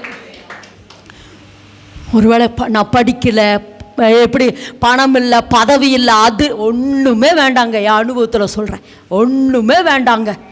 எஜுகேஷன் வேண்டாம், எக்கனாமிக் வேண்டாம், என்வலப் வேண்டாம், ஒன்றுமே வேண்டாங்க. அர்ப்பணிப்பு. இதோ நீர் என்ன சொல்லுகிறீரோ அதற்கு நான் கீழ்ப்படுகிற ஆண்டவரே, அதுக்கு நான் கீழ்ப்படுகிறேன். நீர் என்ன சொல்லுகிறீரோ. இன்னைக்கு அதிகாலை 3 மணிக்கு முடிச்சுட்டு வந்து 3:30 வந்து படுக்கிற எனக்குள்ள ஒரு வார்த்தை ஓடிட்டே இருக்குது. எரேமியா வாயிலிட்ட வார்த்தை அக்னியும் ஜனங்களை விறகுமாக்குற, எரேமியா வாயிலிட்ட வார்த்தை அக்னியும் ஜனங்களை, இந்த வார்த்தை ஓடிட்டே இருக்குது. என்னுடைய ஆவியில அந்த வேர்டு போயிட்டே இருக்குது. நான் தூங்குறேன். காலையில் கொஞ்சம் அப்படியே முழிப்பு வரபொழுது டக்குன்னு ஒரு வேர்டு சொல்றாரு. எனக்கு ஆச்சரியமா இருந்துச்சு. கோட்டான் குஞ்சுகள் தங்கி இருந்த இடத்தை நான் இன்னைக்கு மகிமைப்படுத்தி இருக்கிறேனே அப்படின்னு சொன்னார் பாரு. எனக்கு அப்படியே டக்குன்னு யோசித்தா எங்க ஊர் அது உண்மைமா. எங்க ஊர் அந்த ஸ்ட்ரீட்ல நான் வந்த பொழுது அந்த ஊரே சாபத்துக்குள்ள கிடந்துச்சு. உண்மைங்க. கோட்டான் குஞ்சு தான் தங்கு. கோட்டான் குஞ்சுன்னு என்னது? ஆந்த. நைட்டெல்லாம் ஆந்தாதா கோட்டான் குஞ்சு அப்படி சொன்னார் ஆண்டவர். கோட்டான் குஞ்சு தங்கியிருந்த இடத்த மகிமைப்படுத்தி இருக்கிறேனே அப்படின்னாரு. அப்போ அந்த ஊருக்குள்ள உண்மையை சொல்கிறேன், அந்த ஊருக்குள்ள ஏன்னா நான் கொஞ்சம் சொசைட்டியில் எனக்கு வேலை கிடச்சுன்னு சொல்லி அந்த ஊருக்குள்ளேயே நான், எங்கள் அப்பா, என் தம்பி 3 பேர் தான் வந்தோம். எங்கள் அப்பா நைட் சொசைட்டி வேலைக்கு போயிடுவார். என் தம்பி இல்லை, பாபு, இப்போ அன்னூரில் ஊழியம் பண்ணிட்டு இருக்கிறாரு. அப்போ நான் தனிமையாக அந்த ஊர்லேயே என்னுடைய எல்லா அந்த நேரங்களையும் ஆலயத்துக்குள்ளே தான் கிடப்பேன். என்னுடைய அந்த இடிஞ்சு போன ஒரு ஆலயம், அந்த ஆலயத்துக்குள்ளே தான் கிடப்பேன். ஆனால் கிட்டத்தட்ட ஒரு 20-25 வருஷமாச்சு. இன்றைக்கு அந்த இடத்த மகிமைப்படுத்தி 150 வருஷம் பாழாய் கிடந்த அந்த இடத்துல தேவன் ஒரு ஆலயத்தை எழுப்பி எனக்கு 100 குடும்பங்களை கர்த்தர் என்ன செய்கிறாரா அந்த ஆலயத்துக்குள்ளே வர வச்சிருக்கிறாரு. அந்த ஆலயத்தில் என் தம்பி பிசியாக இருக்கிறார், கமிட்டி மெம்பராக இருக்கிறார். இதை எதுக்கு சொல்கிறேன்? அப்போ சொன்னார் கோட்டா, இந்த வார்த்தை எனக்கு ரொம்ப ஆச்சரியமா இருந்துச்சு. இப்போ தான் புதுசாக கோட்டான் குஞ்சுகளை தங்கியிருந்த அந்த இடத்த மகிமை. இன்னைக்கு பார்த்தீங்கன்னா அநேகருக்கு அந்த இடம் ஒரு கலங்கரை விளக்காக இருக்குது. இதை எதுக்கு சொல்கிறேன்? நான் கர்த்தருக்குள் படுகிற பிரயாசம் விருதாவாய் இராதுன்னு சொல்கிறேன். இதை எதுக்கு சொல்றேன்னா, இன்னைக்கு நம்ம படுகிற பிரயாசம் இந்த பட்டணத்துக்குள்ள தேவன் ஒரு எழுப்புதலை கொண்டு வருவார். நல்லா நல்லா நல்லா நல்லா நல்லா நல்லா கரந்தட்டி. Yes lord, yes lord. எதுக்கு சொல்றேன்னா, மீட்டெடுக்கிற அந்த அதிகாரம், மீட்டெடுக்கிற அதிகாரமா இன்னைக்கு கர்த்தர் சொன்னார், உங்க மேல எல்லார் மேலேயும் ஒரு போர்வை போட போறாரு. அது எதுக்கு தெரியுமா? மகளே, என் ஜனங்களை மீட்டெடுக்கணும், என் ஜனங்களை மீட்டெடுக்கணும். உனக்கு தெரியுமா, ரூத்து, நான் ஆமாம் வேற ஒரு இடத்துல இதை பிரசங்கித்திருந்தேன். அதாவது ரூத்துவினுடைய குடும்பம் அந்த மோவாப்பில் பெரிய பணக்கார குடும்பமா. ரூத்து ஒரு பாலனுடைய குடும்பம் பெரிய பணக்கார குடும்பமாமா. அப்போ ரூத்தினுடைய கணவன் இறந்துட்டாரு. இறந்த பொழுது நகோமி ரூத்தை பார்த்து சொல்றா, வேண்டாமா, இனி எங்கோட வராதீங்க, நீங்க இந்த ஊர்லயே இருங்க, இந்த ஊர்லயே இருந்து உங்களுக்கு கணவனை தேடி நீங்க இங்க இருங்க அப்படின்னு ஒண்ணு ரூத்து சொல்றா, இல்ல இல்ல, நான் உம்மோடே வருவேன், இஸ்ரவேலின் சட்டைக்குள்ள வருவேன், இஸ்ரவேலுடைய நாமத்துக்குள்ள வருவேன், நான் இஸ்ரவேலின் தேவனை தான் தேடுவேன், உன்னுடைய தேவன் என்னுடைய தேவன், உன்னுடைய தேவன் என்னுடைய தேவன், நீர் மரணம் அடைய வரைக்கும் நான் உம்மைத்தான் பின்பற்றுவேன். கரையம் செய்தாள். கரையம் செஞ்சாமா? ஆமா, இவ நகோமியோட போனா எனக்கு மறுவாழ்வு வராது, நான் எப்படி மறுவாழ்வு எனக்கு வரும்னு சொல்லி ஒருவேளை அவன் நினைச்சிருந்தானா அவன் ஊர்லயே தங்கி இருக்கலாம். எனக்கு என் தாய் வேண்டாம், என் தகப்பன் வேண்டாம், என்னுடைய ஊர் வேண்டாம், என் தேசம் வேண்டாம், இஸ்ரவேலின் தேவன் மாத்திரம் எனக்கு வேணும் என்று சொல்லி எல்லாவற்றையும் விட்டு விட்டு கரையம் செய்தாள். இன்னைக்கு கர்த்தர் சொல்றாருமா, நீங்க படுகிற பிரயாசம், நீங்க படுகிற பிரயாசம், ஒவ்வொரு நிமிஷமும் கர்த்தருக்காகுள்ள நீங்க படுகிற பிரயாசம், நீங்க செய்கிற கரையும், பிரச்சனையோட போராட்டங்களோடு கூட நீங்க கர்த்தருக்காக எடுக்கிற எல்லா முயற்சிகளையும் கர்த்தர் சொல்றார், இதுதான் மீட்டெடுக்கிற அபிஷேகம். நான் உன் மேல ஒரு போர்வையை போட்டு இருக்கிறேன், நான் உன் மேல ஒரு போர்வையை போட்டு இருக்கிறேன், இதுதான் மீட்டெடுக்கிற வல்லமை. நான் திரும்பவும் சொல்றேன், எல்லாரையும் கூட்டிட்டு வரலமா, உன்னை மட்டும் கூட்டிட்டு வந்து சொல்றாரு, உன் மேல நான் ஒரு போர்வையை போடுறேன், அது மீட்டெடுக்கிற போர்வை. மகளே, நீ செஞ்சிருக்கிற கொஞ்ச கரையும், நீ செஞ்சிருக்கிற கொஞ்ச கரையும், உனக்கு கொஞ்சம் பலன் இருந்தோம், என் நாமத்தை நீ மறுதலியாம என் வசனத்தை கை கொண்டபடினாலே இதோ திறந்த வாசலை, திறந்த வாசலை, திறந்த வாசலை நான் வைக்க. இங்க இருக்கிற எல்லாருக்கும் இந்த வார்த்தையை சொல்றமா, நீ சாதாரண ஒரு அழைப்புக்காக கர்த்தர் உங்களை அழைத்துக் கொள்ளல, தேவன் உங்களை கொண்டு ஒரு அசாதாரணமான காரியத்தை, அசாதாரணமான காரியத்தை, ஒரு அசாதாரணமான காரியத்தை, ஒரு ரூத்து கரையம் செஞ்சா. நீங்க கர்த்தர் சொல்றாரு, இன்னும் உன்னை ஒப்பு கொடு, இன்னும் நீ கரையம் செய்ய ஒப்பு கொடு. நான் திரும்ப சொல்றேன், உன்னை தாண்டின வேற ஒருத்திட்ட போக விரும்பல மகளே, எனக்கு நீ வேணும் மகளே. உங்ககிட்ட கொடுத்தாத்தான் இந்த பொறுப்பை, அது உங்ககிட்ட கொடுத்தாத்தான் இந்த ஊழியத்தை, இந்த காரியத்தை உங்கையில இருந்தாத்தான் இதை நீ சரியாய் பெற்றெடுப்பாய் என்பதற்காக தான் உங்கையில இதை நான் கொடுத்திருக்கிறேன், உங்கையில கொடுத்திருக்கிறேன். எல்லாருக்கும் தெரியும் ஐடா ஸ்கேடர் பத்தி. அவங்க அப்பா பேர் ஜான் ஸ்கேட்டர், சோபியா ஸ்கேட்டர், அவங்க அப்பா அம்மாவுக்கு பிறந்தவங்க தான் ஐடா ஸ்கேடர். அவங்க பிறந்து கொஞ்ச நாள்லயே அவங்களுக்குள்ள ஒரு கேள்வி இருந்துகிட்டே இருந்துச்சு. என்ன கேள்வினா, அவங்க கண்ணு மட்டும் எல்லா ஃபாரினர்ஸ் கண்ணெல்லாம் எப்படி இருக்குன்னா நல்ல ப்ளூ கலரில் இருக்கு, ஆனால் இவங்க கண்ணு மட்டும் ஒரு ப்ரௌனாக இருக்கும். அப்போவே கேட்டாங்களே, எதுக்கு என் கண்ணு இப்படி ப்ரௌனாக இருக்குது, எதுக்கு இப்போ என் கண்ணு இப்படி ப்ரௌனாக இருக்குது, ஏன் இந்த கண்ணு எனக்கு, ஏன் எனக்கு இந்த கண்ணு, ஏன் எனக்கு இந்த கண்ணுன்னு எத்தனையோ நாள் அவங்க கேட்டிருக்காங்க, விட தெரியல. ஒன்று. ரெண்டாவது, அவங்க தாய் தகப்பன் திண்டிவனத்தில் ஊழியம் பண்ணிட்டு இருந்தாங்க, மிஷினரியாய், ஆமாம் மருத்துவ ஊழியம் பண்ணி கொண்டிருந்தாங்க. அப்போ ரொம்ப கஷ்டப்பட்டாங்க, அப்பா அம்மா கஷ்டப்பட்டாங்க. ஐடா ஸ்கேடர் அவங்களே என்ன சொன்ன, அவங்களும் அவங்களுடைய தம்பி 2 பேரும் தான் இருந்தாங்க. அப்போ ரொம்ப அவங்க கஷ்டப்பட்ட பொழுது அவங்க ஒன்று முடிவெடுத்தாங்க, எந்த சூழ்நிலையும் இப்படி மிஷினரியாக வந்து வேலை செய்யவே கூடாது, மிஷினரியாக வந்து ஊழியம் பண்ணவே கூடாதுன்னு சொல்லி ரொம்ப முடிவெடுத்தாங்க. அதில் வைராக்கியமாக இருந்துட்டு இருந்தாங்க. ஆனால் ஒரு நாள் என்ன நடந்ததுன்னா, ஒரு நாள் நைட் அவங்களுடைய கதவை தட்டுற சத்தம் கேட்டுச்சு. ஒரு ஜென்ஸ் நின்றுட்டு இருக்கிறாரு, ஒரு இஸ்லாமிய மனுஷன் நின்றுட்டு, அந்த மிஸ்யம்மான்னு கூப்பிடுவாங்க அவங்கள. மிஸ்யம்மா, என்னுடைய மனைவி பிரசவ வேதனையில் கஷ்டப்பட்டுட்டு இருக்கிறா, தயவு செய்து வந்து நீங்கள் எனக்கு ஹெல்ப் பண்ணுங்க, என் மனைவி பிரசவ வழியில் துடித்து கொண்டு இருக்கிறா அப்படிங்கிற பொழுது மிஸ்யம்மா, இந்த அம்மா ஐடாஸ் கடை சொன்னாங்க, எனக்கு மருத்துவம் நான் படிக்கல, எனக்கு இது தெரியாது, நான் வேணா எங்கள் அப்பாவை நான் கூப்பிடுறேன் அப்படிங்கிற பொழுது உடனே இந்த இஸ்லாமிய மனுஷன் சொன்னார், வேண்டாம் வேண்டாம், ஒரு ஆண் பிரசவத்தை பார்க்கறது எங்க வேதத்தில் எழுதப்படல, வேண்டான்ட்டு அவங்க போயிட்டாங்க. அடுத்த ஒரு மனுஷன், இந்து மனுஷன் வந்தாரு, அவரும் அதே மாதிரி கூப்பிட்டாங்க, இவங்களும் அதே மாதிரி எங்க அப்பாவை கூப்பிடுறேங்கிற பொழுது வேண்டாம் வேண்டாம், ஒரு ஆண் வந்து பிரசவம் பார்க்கறது வேண்டாம் அப்படின்ட்டு அவங்களும் போயிட்டாங்க. மூணாவது பிராமணன் ஒருத்தர் வந்தாரு, அவரும் அதே மாதிரி சொன்னாங்க, இவங்களும் அதே ரிப்ளை பண்ணாங்க, போயிட்டாங்க. அடுத்த நாள் காலையில் பார்த்தா 3 பிணம் போகுது, 3 பிணம் போயிட்டு இருக்குது. அப்போ கேட்டாங்க, அவங்க மாடியில் நின்று பார்த்துக்கிறாங்க, இது என்னது அப்படிங்கிற பொழுது, நேற்று இரவு இந்த 3 லேடிஸும் பிரசவ வழியில் துடிச்சாங்க, காப்பாற்றுறதுக்கு ஒருத்தர் இல்லைங்கிற பொழுது அவங்க 3 பேரும் மரித்துட்டாங்கன்னு கேட்ட பொழுது இவங்களுக்கு தூக்கி வாரி போட்டுச்சு. ஐயோ, ஒரு பெண் மருத்துவர் இல்லாதபடியினால தானே இவங்க மரிச்சிட்டாங்க. ஒருவேளை ஒரு பெண் மருத்துவர் இவர்களுக்கு பிரசவம் பார்த்திருப்பாள் என்றால் அவர்கள் 3 பேரும் பிழைத்திருப்பார்களே என்று இந்த அம்மா நினைச்சிட்டு என்ன செஞ்சாங்க, மறுபடியும் அமெரிக்கா போனாங்க. நியூயார்க்கில் கார்னெல் அப்படிங்கிற அந்த காலேஜில், மெடிக்கல் காலேஜில், கார்னெல் யூனிவர்சிட்டி மெடிக்கல் காலேஜில் போய் இவங்க அந்த மருத்துவம் படித்தாங்க. முதல் பெண் மருத்துவர் என்று அழைக்கப்படுற அளவுக்கு முதல் டாக்டராக இவங்க படித்து முடிச்சுட்டு அதுக்கப்புறம் அவங்க என்ன செஞ்சாங்கன்னா, மறுபடியும் நல்ல பட்டமெல்லாம் வாங்கிட்டு திரும்பி அவங்க மறுபடியும் இந்தியாவுக்கு வந்தாங்க. அப்படி வந்த பொழுதுதான் இவர்களுடைய அப்பா அம்மா எங்கள் சிஎம்சி வெள்ளூரில், அந்த வெள்ளூரில் ஒரு மருத்துவ துறையில் அவங்க என்ன செஞ்சாங்கன்னா வேலை செஞ்சுட்டு இருக்கிறாங்க. கொஞ்ச நாள் இந்த ஐடாஸ் கடை அவங்க என்ன செஞ்சாங்கன்னா, தன் தாய் தகப்பனோட கூட சேர்ந்து மருத்துவ வேலை செஞ்சுட்டு இருந்தாங்க. 1900 ஆண்டில் அவங்க தகப்பன் இறந்துட்டாரு.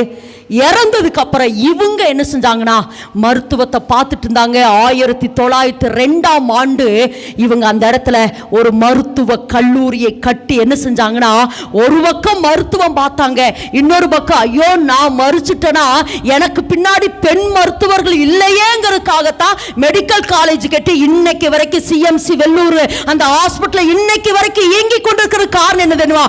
அன்றைக்கு ஐடாஸ் கேடர் செய்த கரையோ ஒரு 3 பெண்கள் இறந்து போயிட்டாங்களேங்கிறதுக்காக தன்னை அர்ப்பணிச்சு கடைசி வரைக்கும் 1969 நினைக்கிறேன் மே 24ஆம் தேதி 90வது வயதில் மரிக்கிற வரைக்கும் அவங்க திருமணமே செய்யல.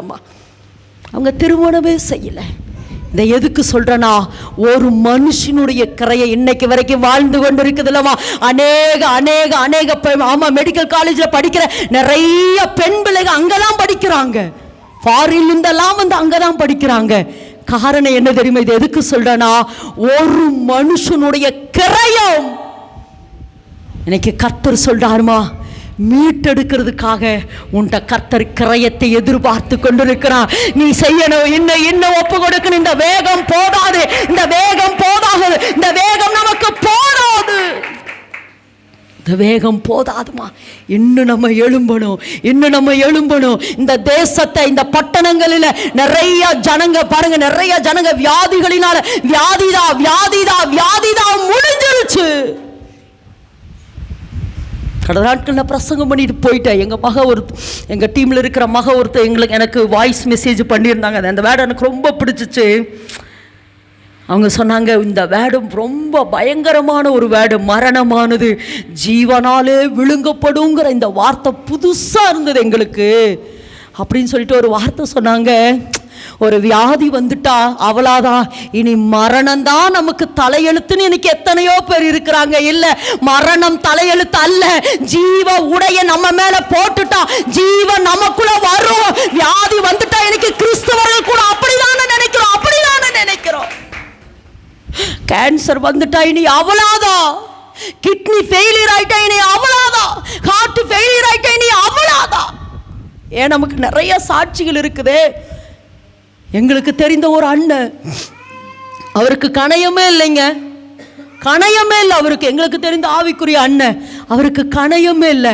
அதாவது சுகரை கண்ட்ரோல் பண்றது, ஆமா, அது சரியான நார்மலுக்குள்ள வச்சிருக்கிற அந்த உறுப்பு எதுதான்?